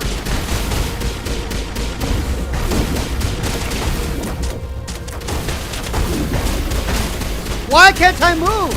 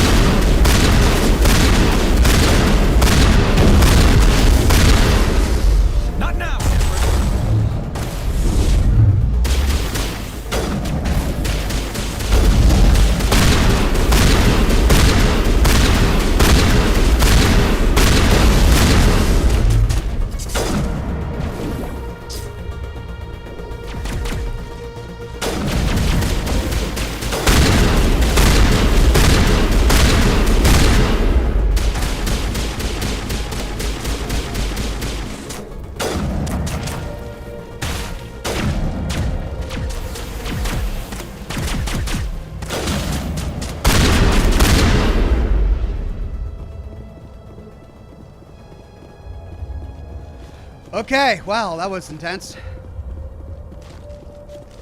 The Greyhound says, we're in the game now. Woo! That's right, the Greyhound. Zane the Insane says, Ox, your emotions and commentary were much better than the scene itself. You're welcome. I tried.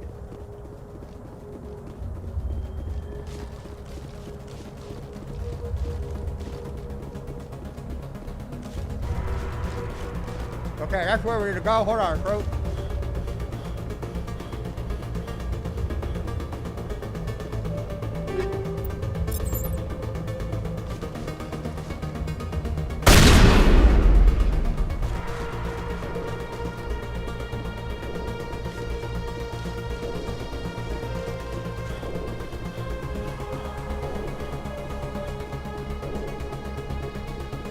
What is this? A maze? Oh my god.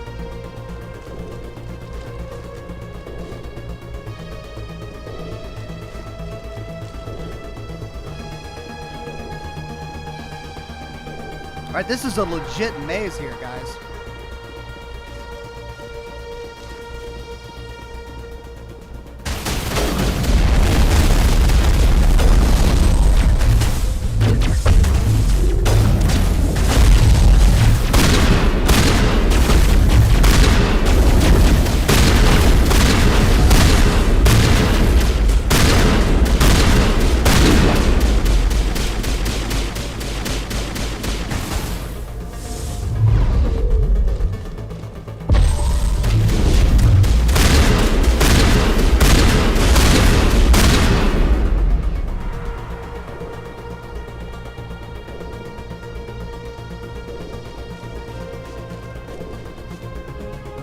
Secrets here that were meant to be forgotten.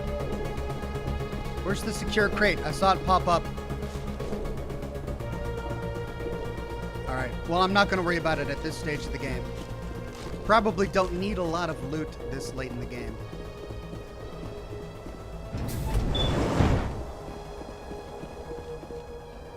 Dead end? Elevator.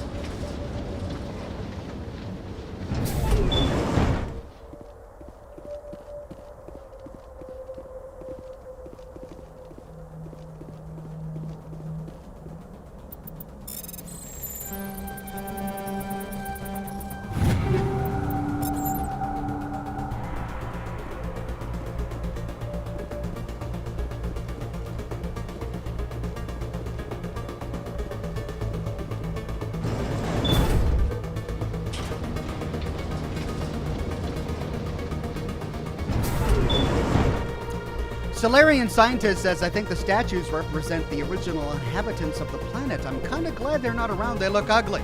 They definitely look a bit freaky. All right, well, if that's a dead end, and if that was just to get a box, I guess we have to go back to that ramp that goes down. How do we get back there?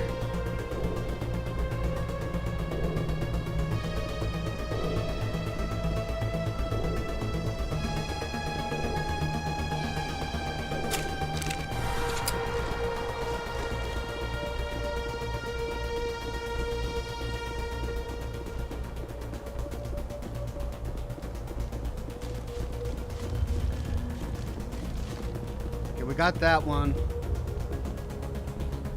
Okay, here's the ramp going down.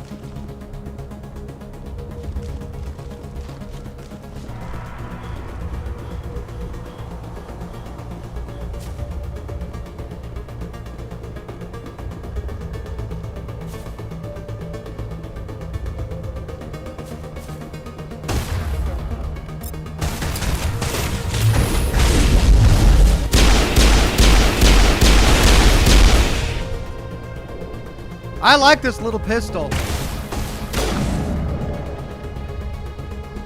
This part is not the best, says Sean Fornango. I don't know, I'm having fun so far. I mean, the maze is a little annoying, but... Rockland says, I think a wise matriarch once said, once you go blue, nothing else will do. I look forward to more deep dives into the culture of this galaxy. Yeah, you and me both.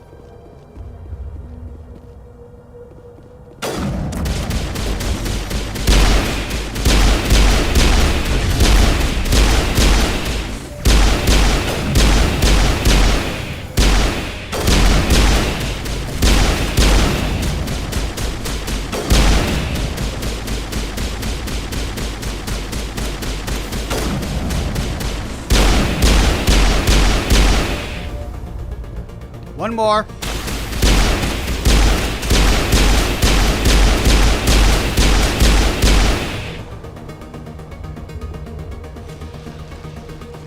This little pistol's got range.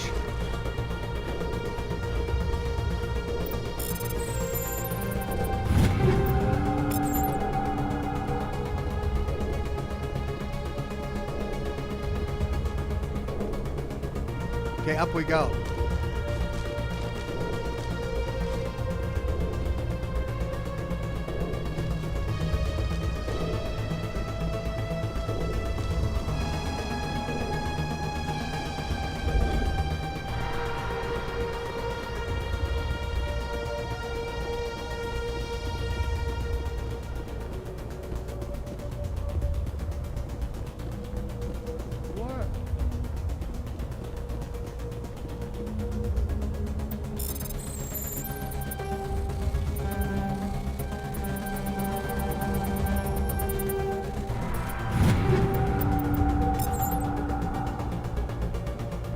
What the heck?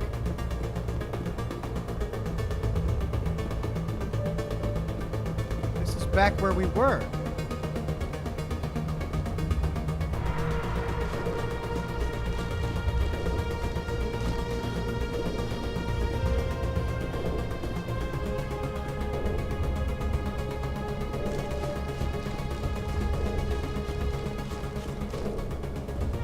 Okay, I must have missed something, like,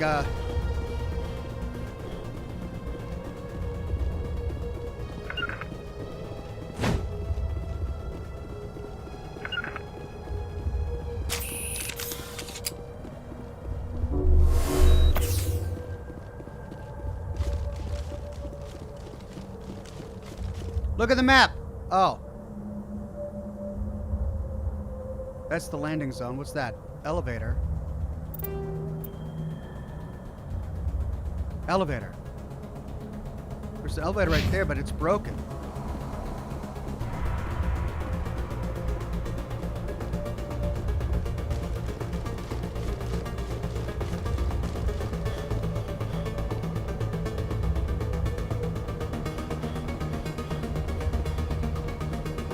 Deceptive Wave says, back to the elevator, Ox. This part is hard. Okay.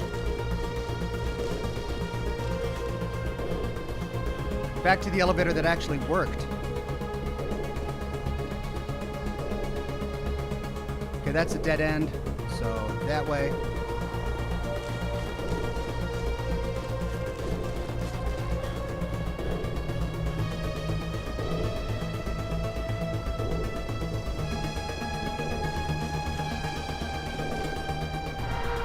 Courtyard to the right. I need to keep going straight.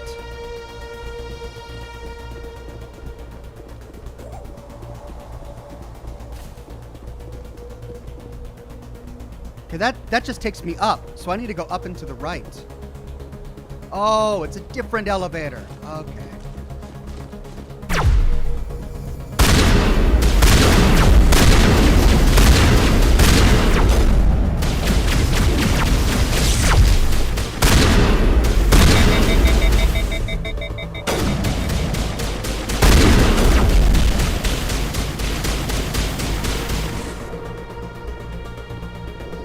There we go. This elevator.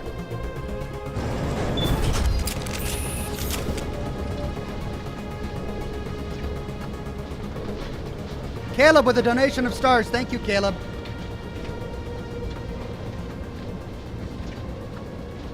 This place still has power. It must be running off its own generator. This must be the command center for the entire complex. Saren's troops must have sealed the doors from here after he went inside. We will have to figure out how to disengage the security lockdown if we ever want to get inside that bunker.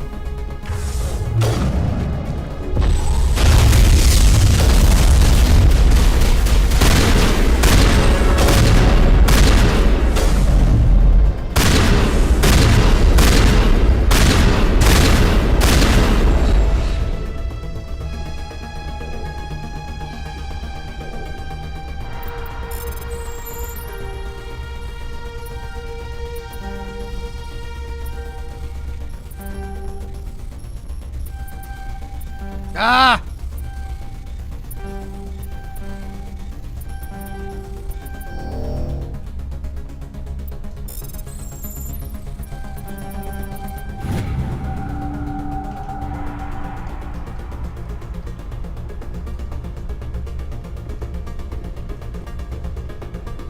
Oh, we could have turned one of those on to fight for us? Is that what it was?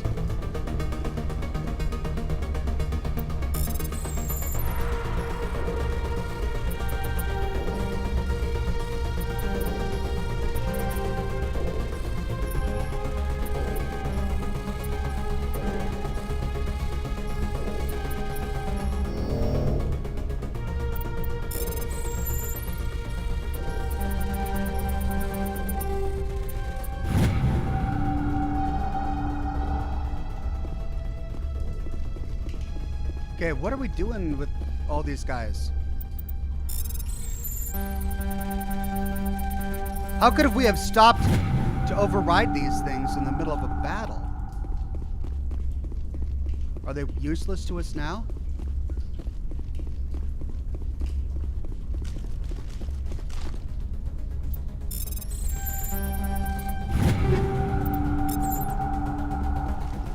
Okay, so we've got a pathway up there, through there, and I think that might be it. No, there's a pathway up there as well. So we are in a security room.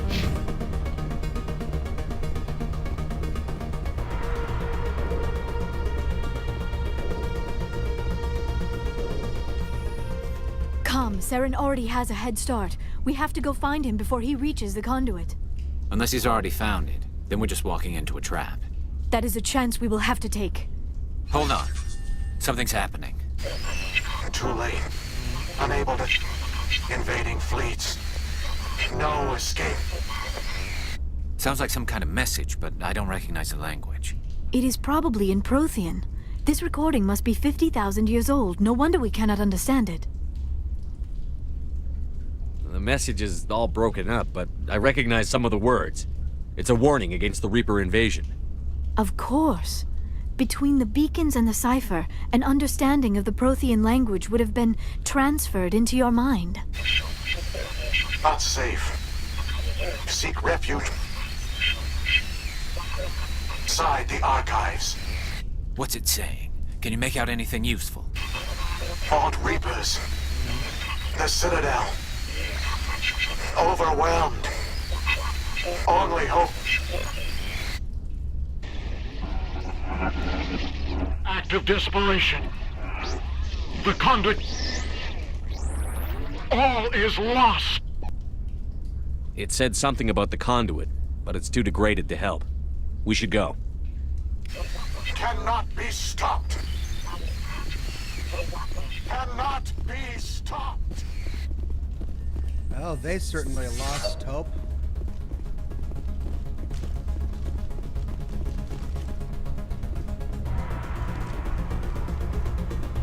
Oh, and there's nothing up here. Okay.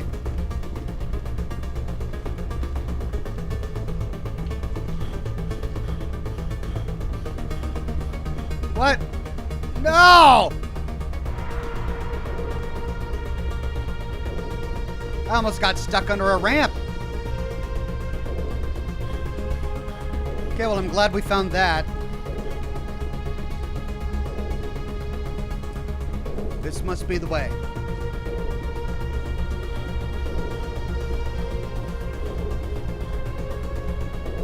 Another elevator. Save, says chat.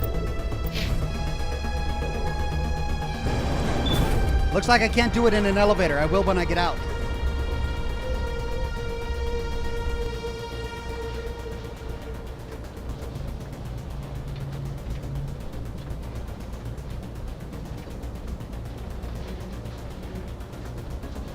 And we're going back up. Maybe that allows us to open the blast door now.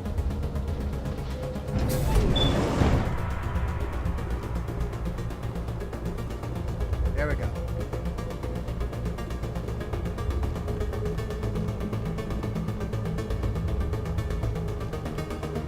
I see. That was the elevator that we couldn't access earlier. We had to come up from it.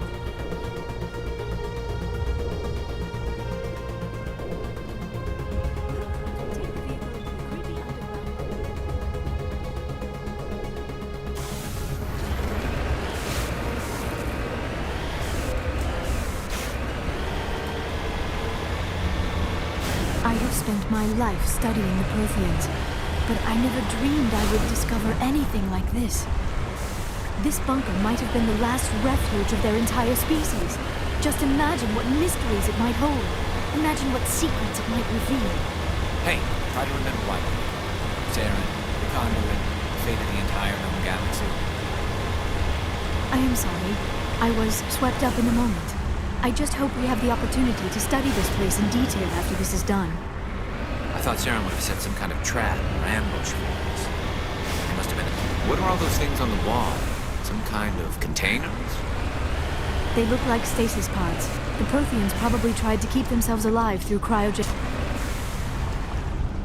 And again, the voice dialogue gets cut off. Oh, that's why. Battle.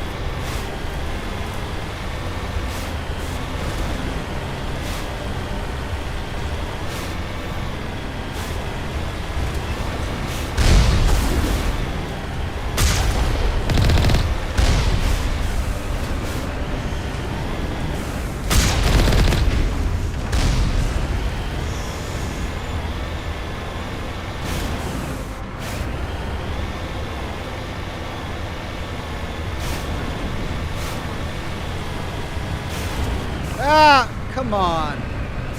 Come on, that wasn't even that bad. Well, there's my achievement. I got the achievement, folks. Come on, I just barely nudged that tree root.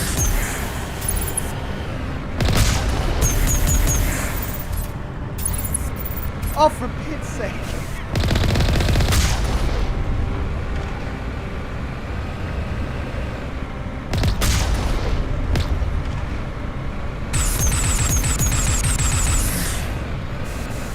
Oh, why? Am I gonna have to reload? Oh. Achievement unlocked. Turtle the Mako 3 times.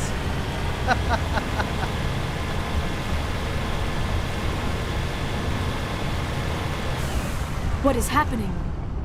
It's a trap. Saren must have set an ambush. I do not think Saren is behind this. Garrus is freaking paranoid, man.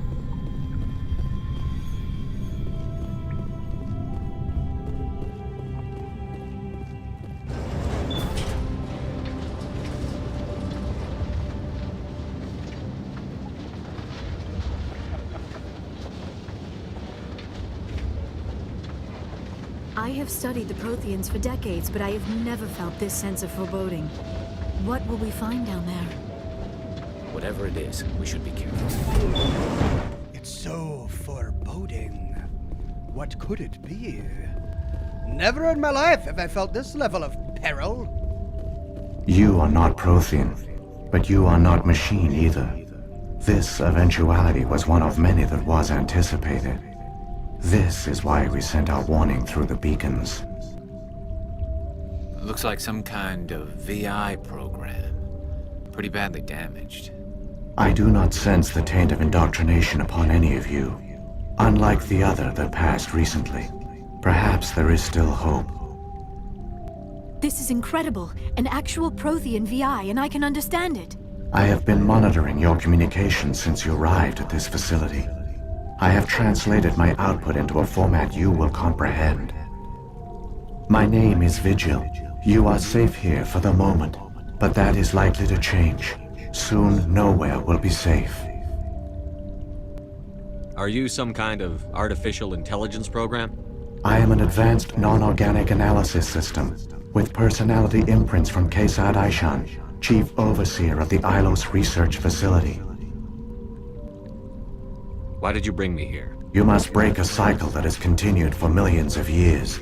But to stop it, you must understand, or you will make the same mistakes we did. The Citadel is the heart of your civilization and the seat of government, as it was with us, and as it has been with every civilization that came before us. But the Citadel is a trap. The station is actually an enormous mass relay, one that links to dark space, the empty void beyond the galaxy's horizon. When the Citadel relay is activated, the Reapers will pour through, and all you know will be destroyed. Oh. That's why the map layout of the Citadel Tower looks like Sovereign.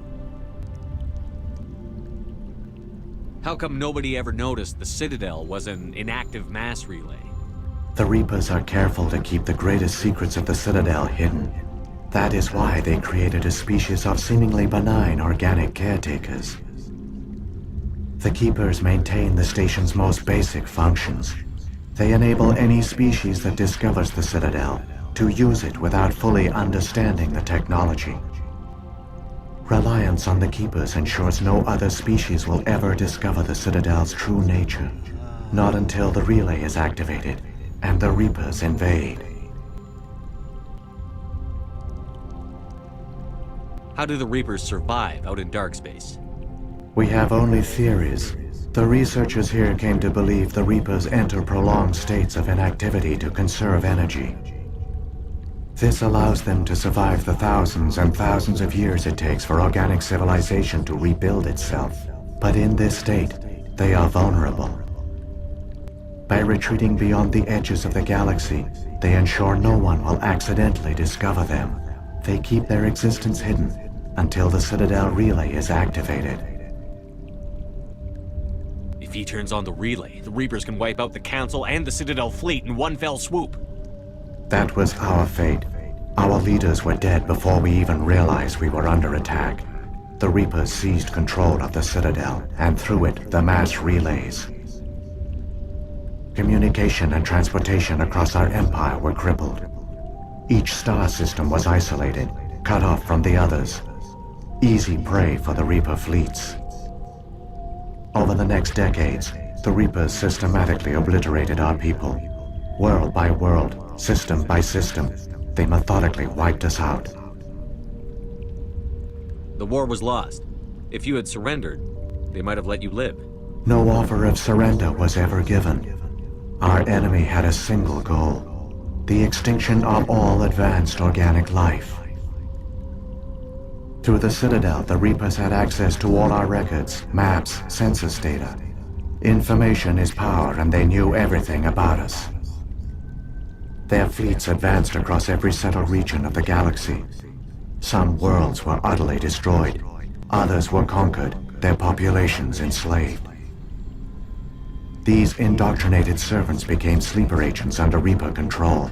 Taken in as refugees by other Protheans, they betrayed them to the machines. Within a few centuries, the Reapers had killed or enslaved every Prothean in the galaxy. They were relentless, brutal, and absolutely thorough. So Saren, all he has to look forward to, if not to be killed, is to be a slave. I don't understand. Where did the Reapers go after they conquered your people? Our worlds were stripped bare, harvested by the indoctrinated slaves. Everything of value, all resources, all technology was taken. Certain that all advanced organic life had been extinguished, the Reapers retreated back through the Citadel relay into dark space, sealing it behind them. All evidence of the Reaper invasion had been wiped away. Only their indoctrinated slaves were left behind, abandoned. Mindless husks, no longer capable of independent thought, the indoctrinated soon starved or died of exposure. The genocide of the Protheans was complete. Brandon Beltfed says, Ox, if I remember correctly, you called out the Keepers, stream 1 or 2. Yeah, when I first saw them, there was something off about them. I mean, the game clearly gave us the impression that there was more to the Keepers than the people of the Citadel knew. But I didn't know it was going to be this. What do the Reapers get out of this? Why do they keep repeating this pattern of genocide over and over? The Reapers are alien, unknowable. Perhaps they need slaves or resources. More likely they are driven by motives and goals organic beings cannot hope to comprehend. In the end, what does it matter? Your survival depends on stopping them, not in understanding them. You said you brought me here for a reason. Tell me what I need to do. The conduit is the key. Before the Reapers attacked, we Protheans were on the cusp of unlocking the mysteries behind mass relay technology. Ilos was a top-secret facility. Here, researchers worked to create a small-scale version of a mass relay, one that linked directly to the Citadel, the hub of the relay network. The conduit is not a weapon. It is a backdoor onto the Citadel. How did you manage to stay hidden? All official records of our project were destroyed in the initial attack on the Citadel. While the Prothean Empire came crashing down, Ilos was spared. We severed all communication with the outside, and our facility went dark. The personnel retreated underground into these archives. To conserve resources, everyone was put into cryogenic stasis. I was programmed to monitor the facility and wake the staff when the danger had passed. But the genocide of an entire species is a long, slow process. Years passed, decades, centuries. The Reapers persisted, and my energy reserves were dwindling. So does that mean the Protheans are still alive in cryogenic stasis? How did you survive?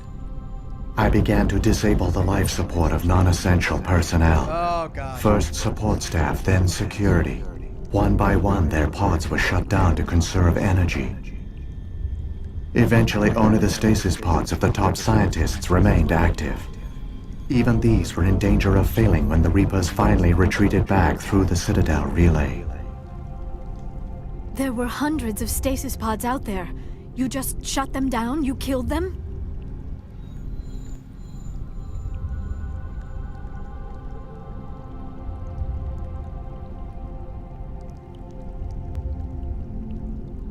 You couldn't let everyone die.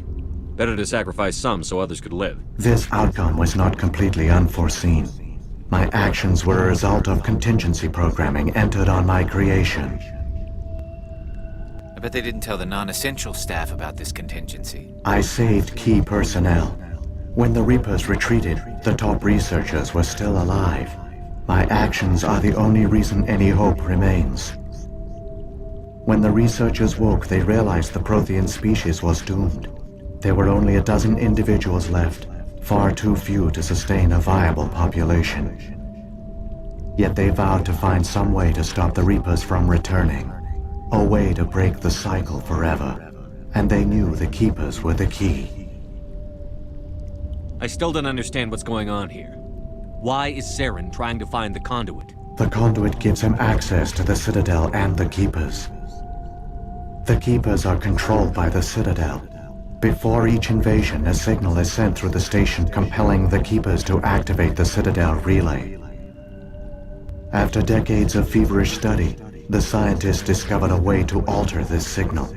Using the conduit, they gained access to the Citadel and made the modifications. This time, when Sovereign sent the signal to the Citadel, the Keepers ignored it. The Reapers are trapped in dark space.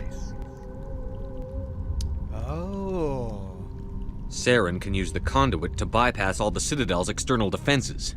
Correct. And once inside, he can transfer control of the station to Sovereign.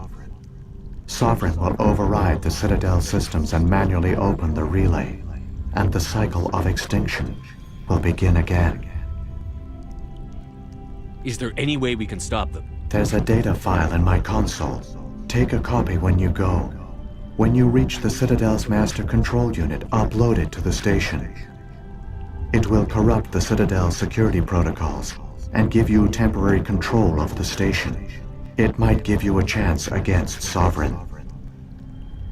Wait, where's the Citadel's master control unit? I've never heard of anything like that. Through the conduit, follow Saren. He will lead you to your destination. Man of Orb says Prothean Vault 111. Looks like it. If the Reapers are trapped in dark space, how did Sovereign get here? It is logical to assume the Reapers would leave one of their own behind after each extinction. A sentinel to pave the way for their inevitable return. Like those in dark space, Sovereign probably spent most of the last 50,000 years in a state of hibernation. Periodically, it would wake to analyze the situation. Keeping its existence hidden, it would evaluate the state of galactic civilization. And when the time was right, it would signal the Citadel and usher in the next Reaper invasion. But this time the signal failed. The Keepers did not respond. Sovereign's allies were trapped in the void. Alone, it was forced to try and discover what had gone wrong. Sovereign's the largest ship in the galaxy. Why all this secrecy? Why not just attack the Citadel? Sovereign is not invincible. Revealing its true nature would have united the forces of every organic species against it. Even a Reaper couldn't survive such odds.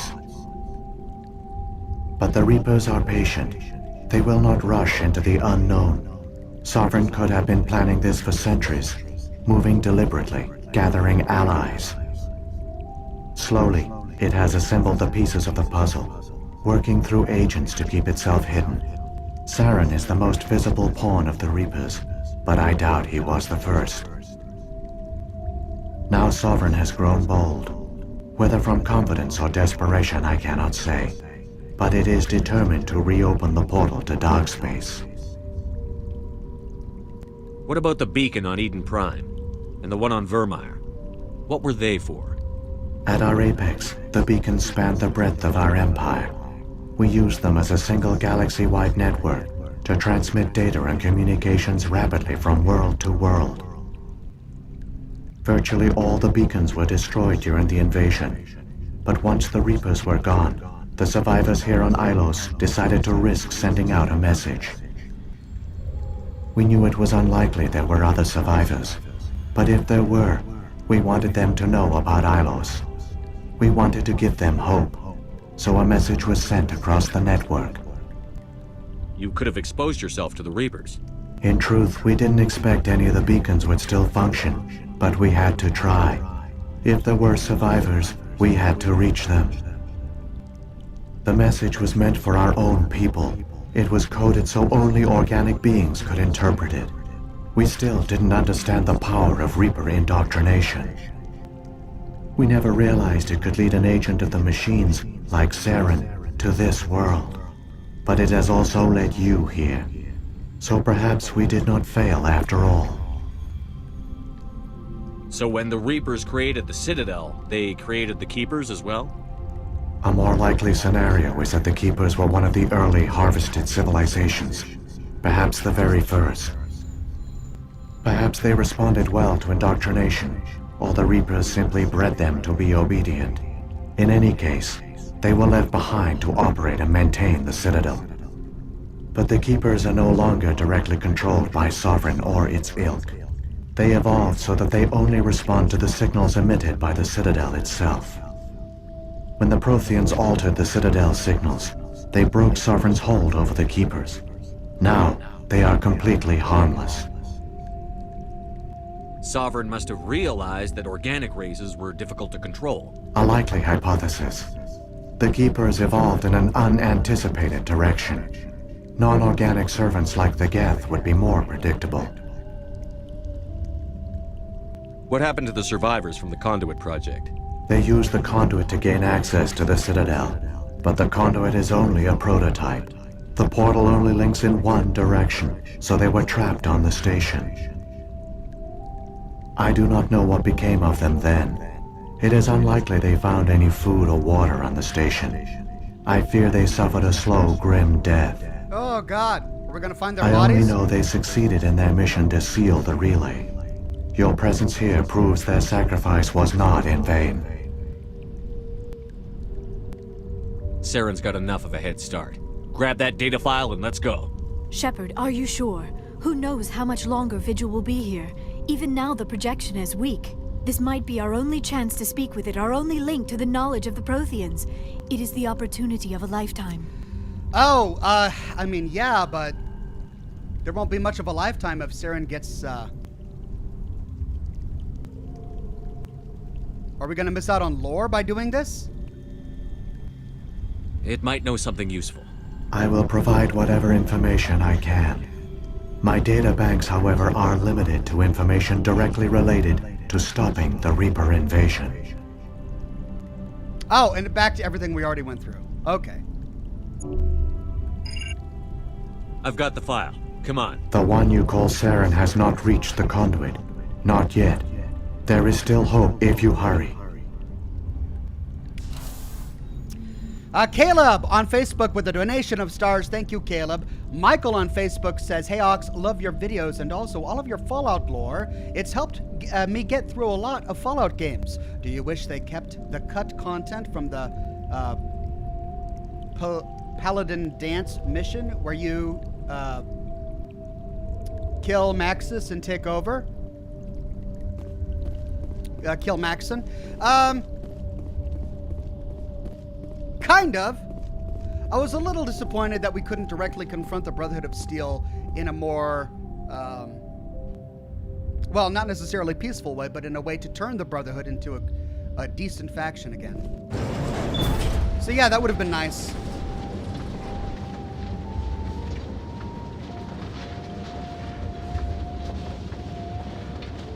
All their culture, all their advanced technology, and the Protheans were taken in by the Reapers just as we were. They failed. The Protheans did not fail. They gave us a chance. It falls to us to make the most of it, so I suggest we hurry.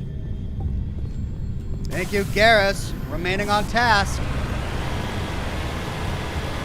But the Protheans didn't necessarily fail. They're giving us what we need to stop them.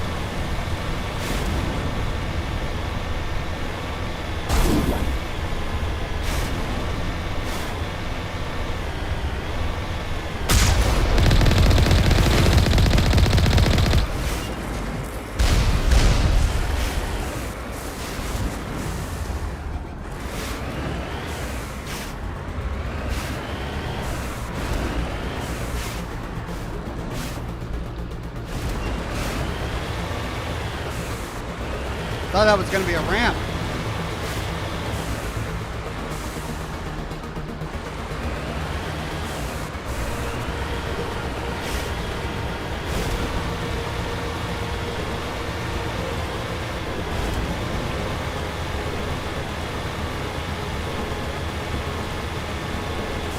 Save, says chat.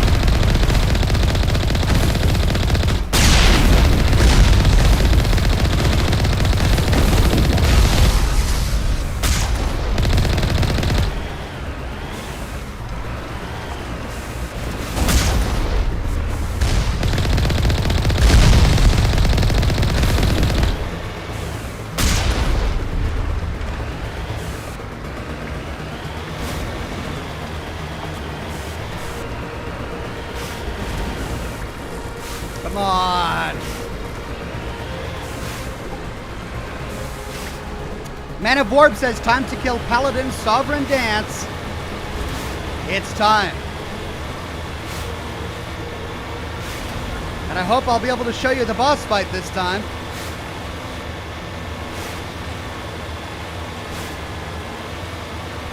Ignore the enemies and just keep driving, says Carlos. Okay.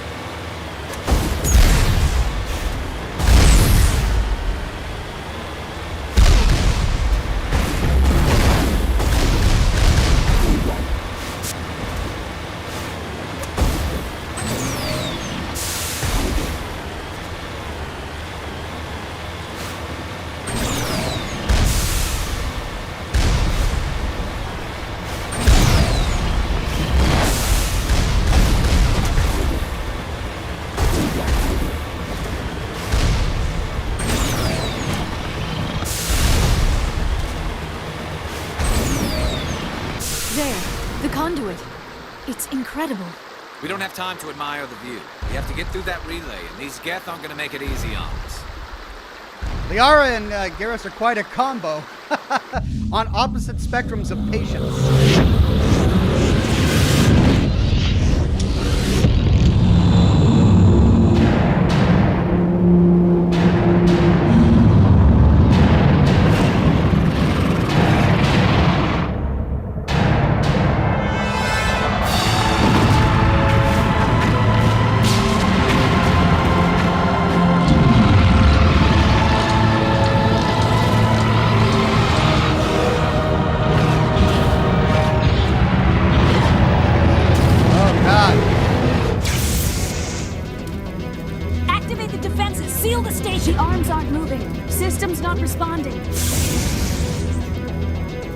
Abandon the Citadel! Evacuate the Council! Citadel Control! Citadel Control, do you copy?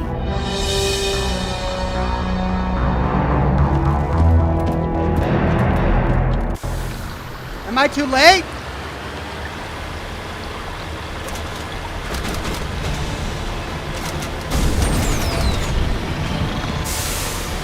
Hang on.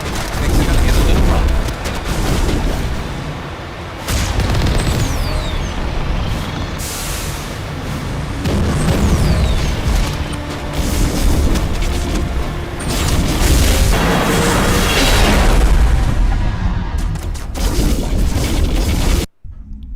Okay, well, I got there.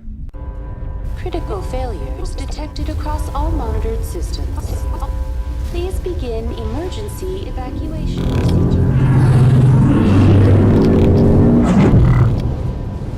Oh, sweet. That's what it is. That is so awesome.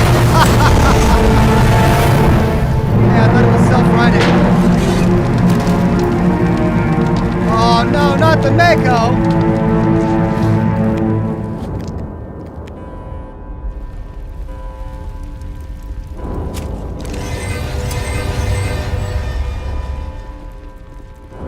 Critical failures detected across all monitored Now is not the time!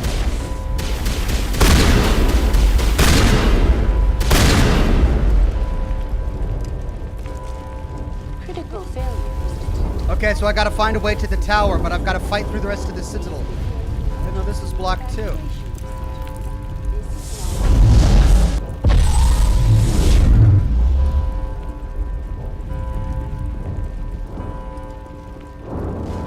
Critical failures detected across all monitored systems. Oh, now the elevator works. Why wasn't it working before? Emergency evacuation. Salvaged van part says, and that vehicle is dead. My favorite part of the game, may it never drive again. I hope it drives again someday. Critical failures detected across all monitored systems.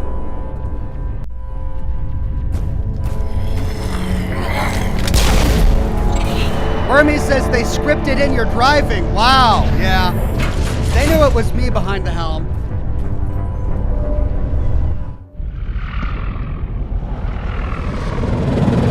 The Citadel's closing. They're sealing the station. Oh, God. Don't let the enemy ships inside the arms!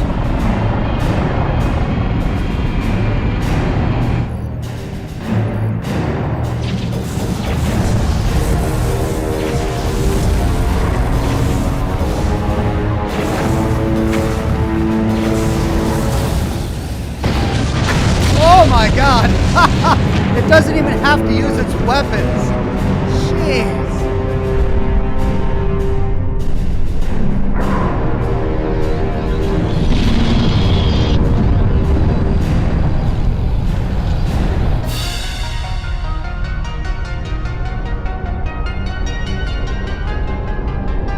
You skipped a chat with the VI Ox, says Grant Haber. Sorry, everybody. Wow, this is so cool.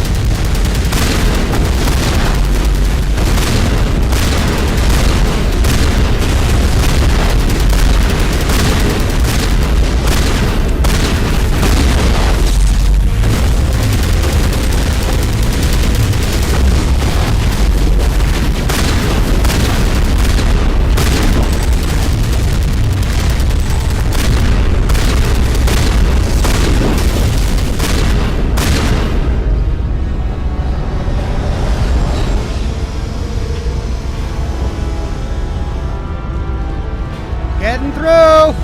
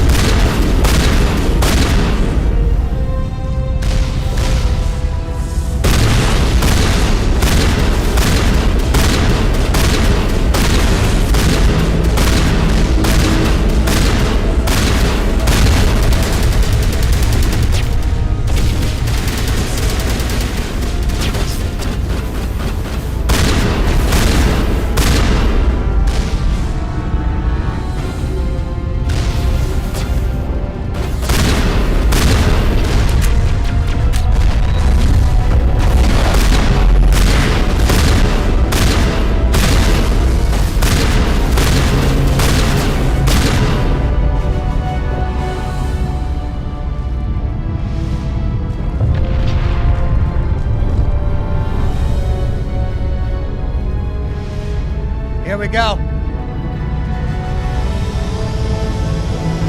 Brian Sanchez says, Ox, you got to finish it. It's the last minute. I mean, I do have a hard stop at 4:30. That's in less than 10 minutes. Caspy Boy says, love your streams and videos. Thank you, Caspy Boy.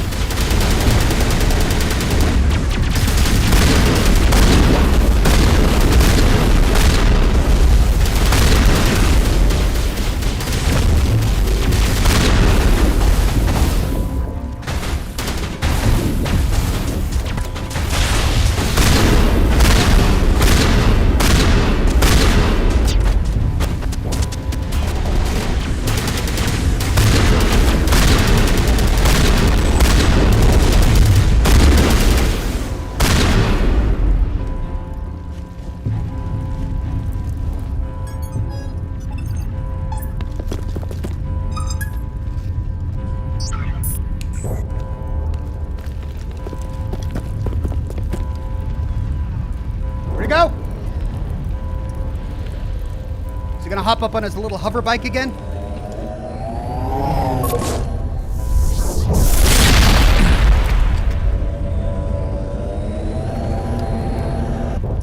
I was afraid you wouldn't make it in time, Shepard.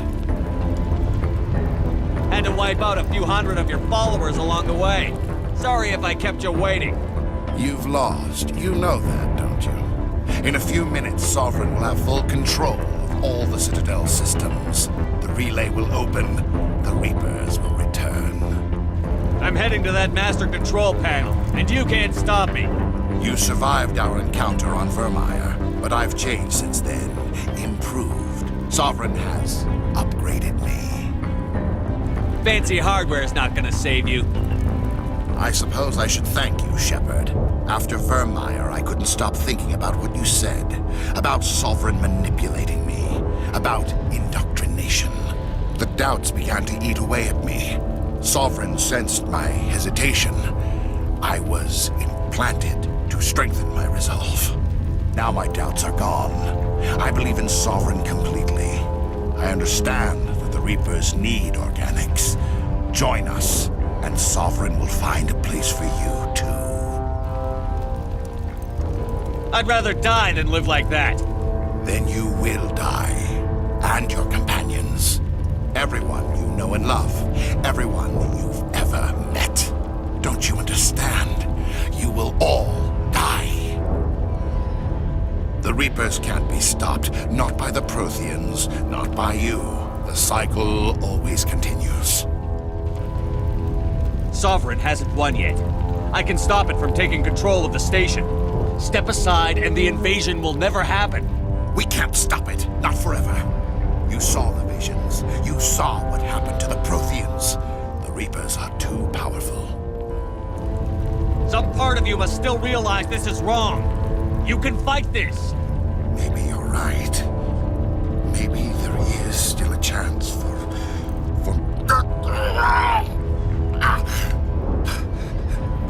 The implants. Sovereign is too strong. I'm sorry. It is too late for me. It's not over yet. You can still redeem yourself. Goodbye, Shepard. Thank you. What? Yes! Oh! In the very end!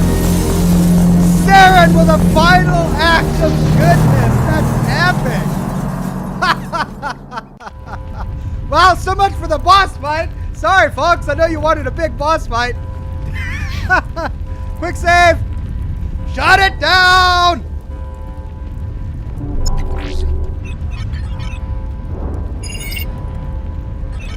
Vigil's data file worked. I've got control of all systems. Quick, open the station's arms. Maybe the fleet can take Sovereign down. See if you can open a communications channel.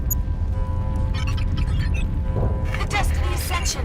Main drives offline. Kinetic barriers down 40%. The Council is on board. I repeat, the Council is on board. Normandy to the Citadel. Normandy to the Citadel. Please tell me that's you, Commander. I'm here, Joker. We caught that distress call, Commander. I'm sitting here in the Endura sector with the entire Arcturus fleet. We can save the Ascension. Just unlock the relays around the Citadel and we'll send the cavalry in. Are you really willing to sacrifice human lives to save the Council, Shepard? This is bigger than humanity. Sovereign is a threat to every organic species in the galaxy. The Council must be sacrificed for the greater good. Don't waste your reinforcements. Hold them back until the Citadel arms open up. Save the human fleet to attack Sovereign. What's the order, Commander? Come in now to save the Ascension, or hold back? Opening the relays now, Joker. We need to save the Ascension, no matter what the cost.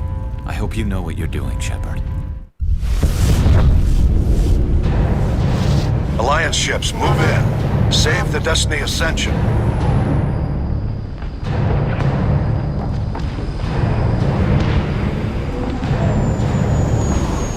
Commander, we're picking up reinforcements. It's the Alliance. Thank the goddess.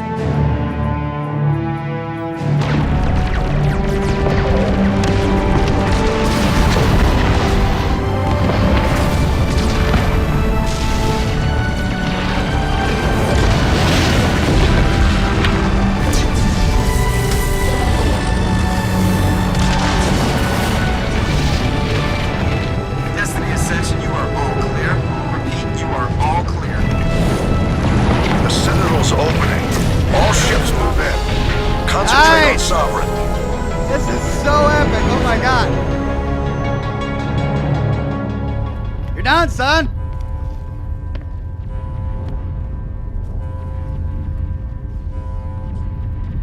Make sure he's dead.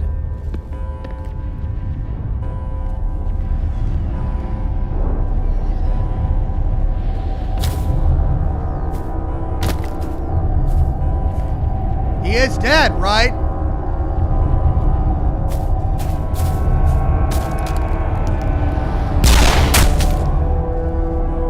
That's pretty dead. He's dead.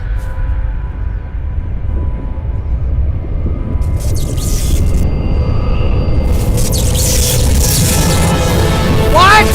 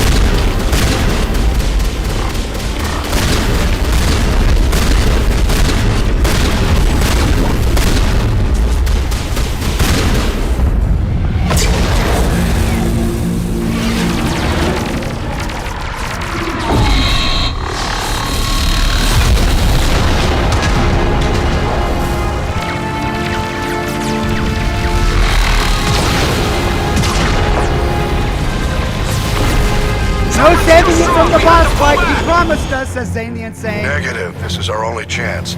Take that monster down no matter what the cost. Greyhound says, assuming direct control.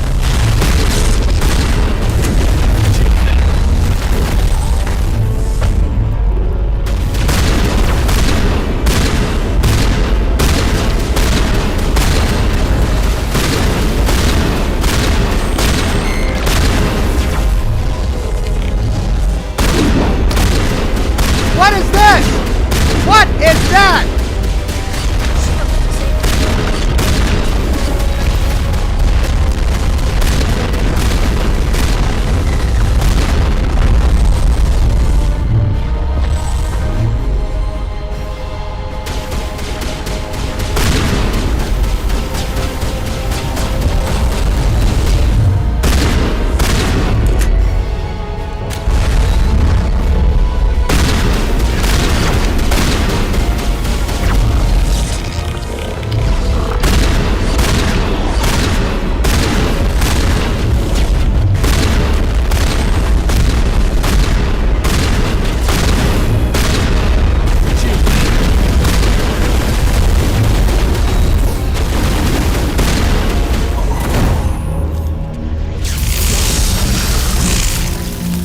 Okay, now he's dead.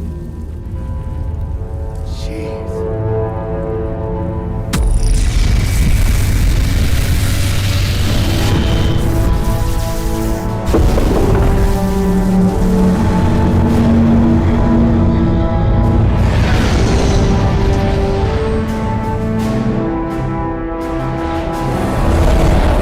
Its shields are down. Now's our chance.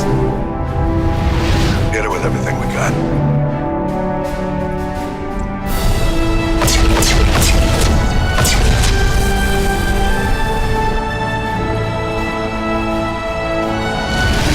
Guard on my flank. We're going in.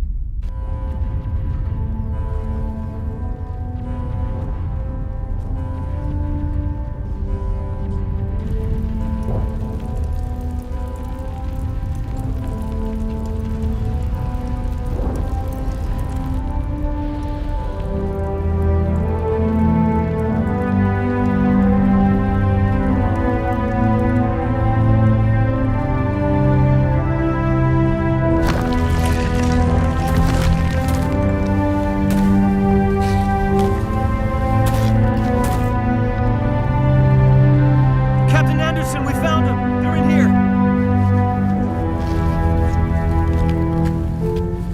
Take it easy. It's over. You're safe now. Where's the commander?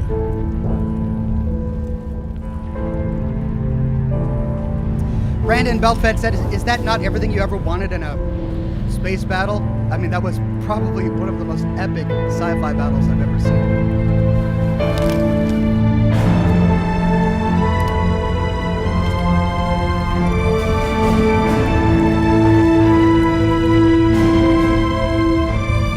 Ryan Sanchez says, Joker is the best pilot in the universe. Yes, he is.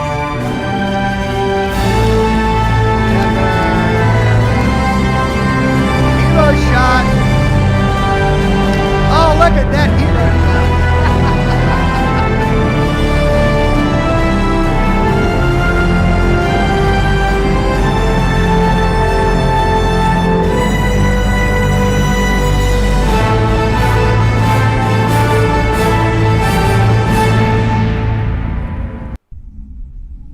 All right, I need to go Ambassador, Captain, Commander Shepard. check on something.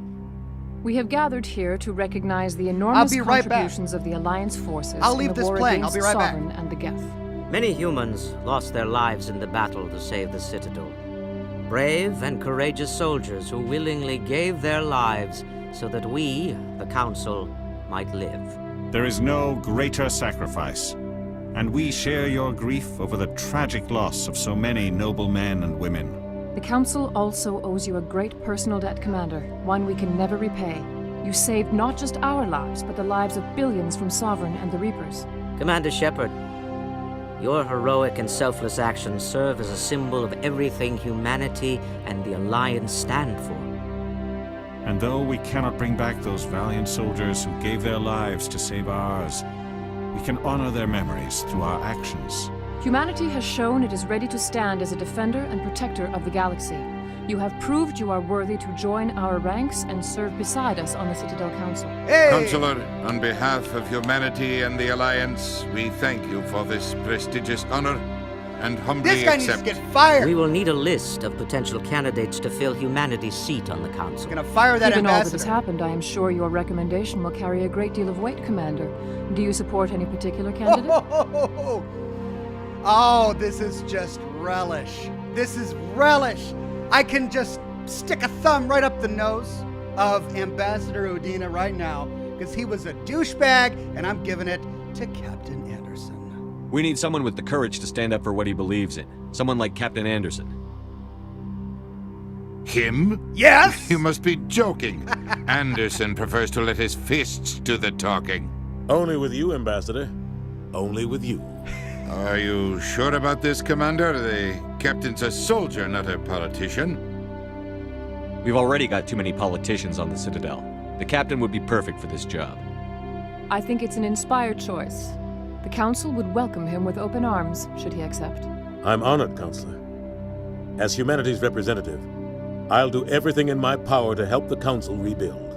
Sovereign's defeat marks the beginning of a new era for both humanity and the Council. Sovereign was only a vanguard. The Reaper fleet is still coming. Hundreds of ships, maybe thousands. And I'm gonna find some way to stop them.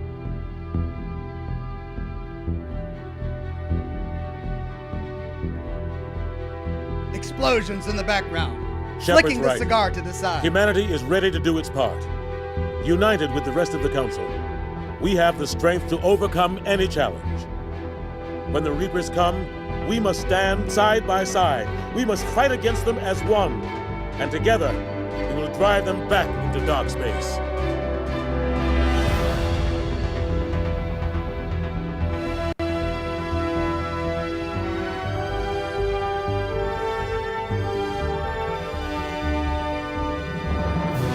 This shot is great. Look at that. Man, what an epic game. I get it. I get why people just absolutely love this game.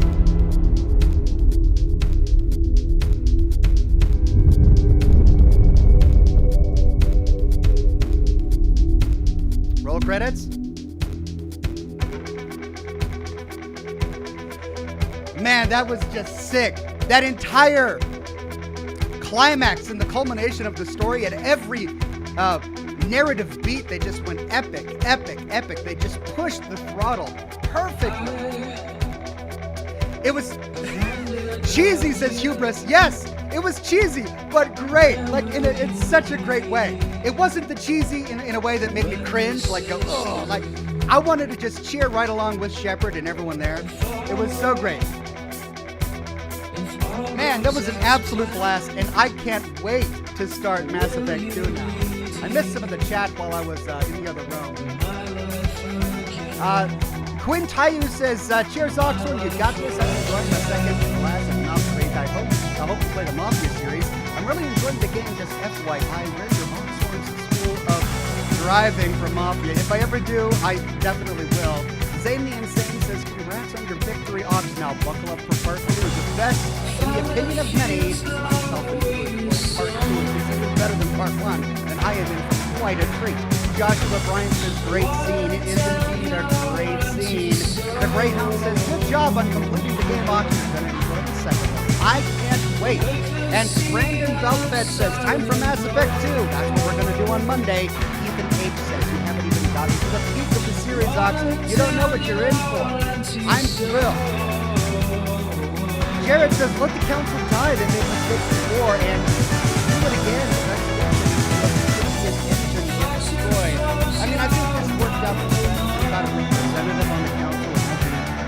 domineered. People are saying the music's too loud. It won't be domineered by just one race.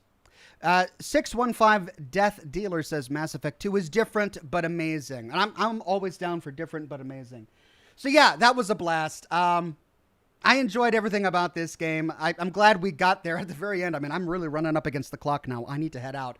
But we got there. We killed Saren. We killed the ghost of Saren, I guess is what we should say. I mean, that... He kind of... I don't know if he redeemed himself at the end, but he tried to make amends at the very end through our coaching. So there was still a nugget of goodness in Saren somewhere deep in there. He was really, really misguided, but we got him in the end. Anyway, I've really got to go. This is just going to roll the credits, but I got to head on out. Next week, on Monday, we'll start Mass Effect 2. For the rest of this week, we've got Assassin's Creed Odyssey on Wednesday. Then, for Thursday, we're going to be continuing with Amnesia: The Dark Descent, which we started last week, and which was an absolute blast. And then for Friday, we'll continue with Days Gone before wrapping up the week with a lore video on Fallout 3 Metro for Saturday. That's the plan for this week. I'm going to be hard at work all week getting all that content ready for you, and I hope that that you'll be there to watch it with me when the time comes. Have a wonderful rest of your Monday, and I'll see you all again very soon with more lore videos and more live streams. Bye-bye now. My life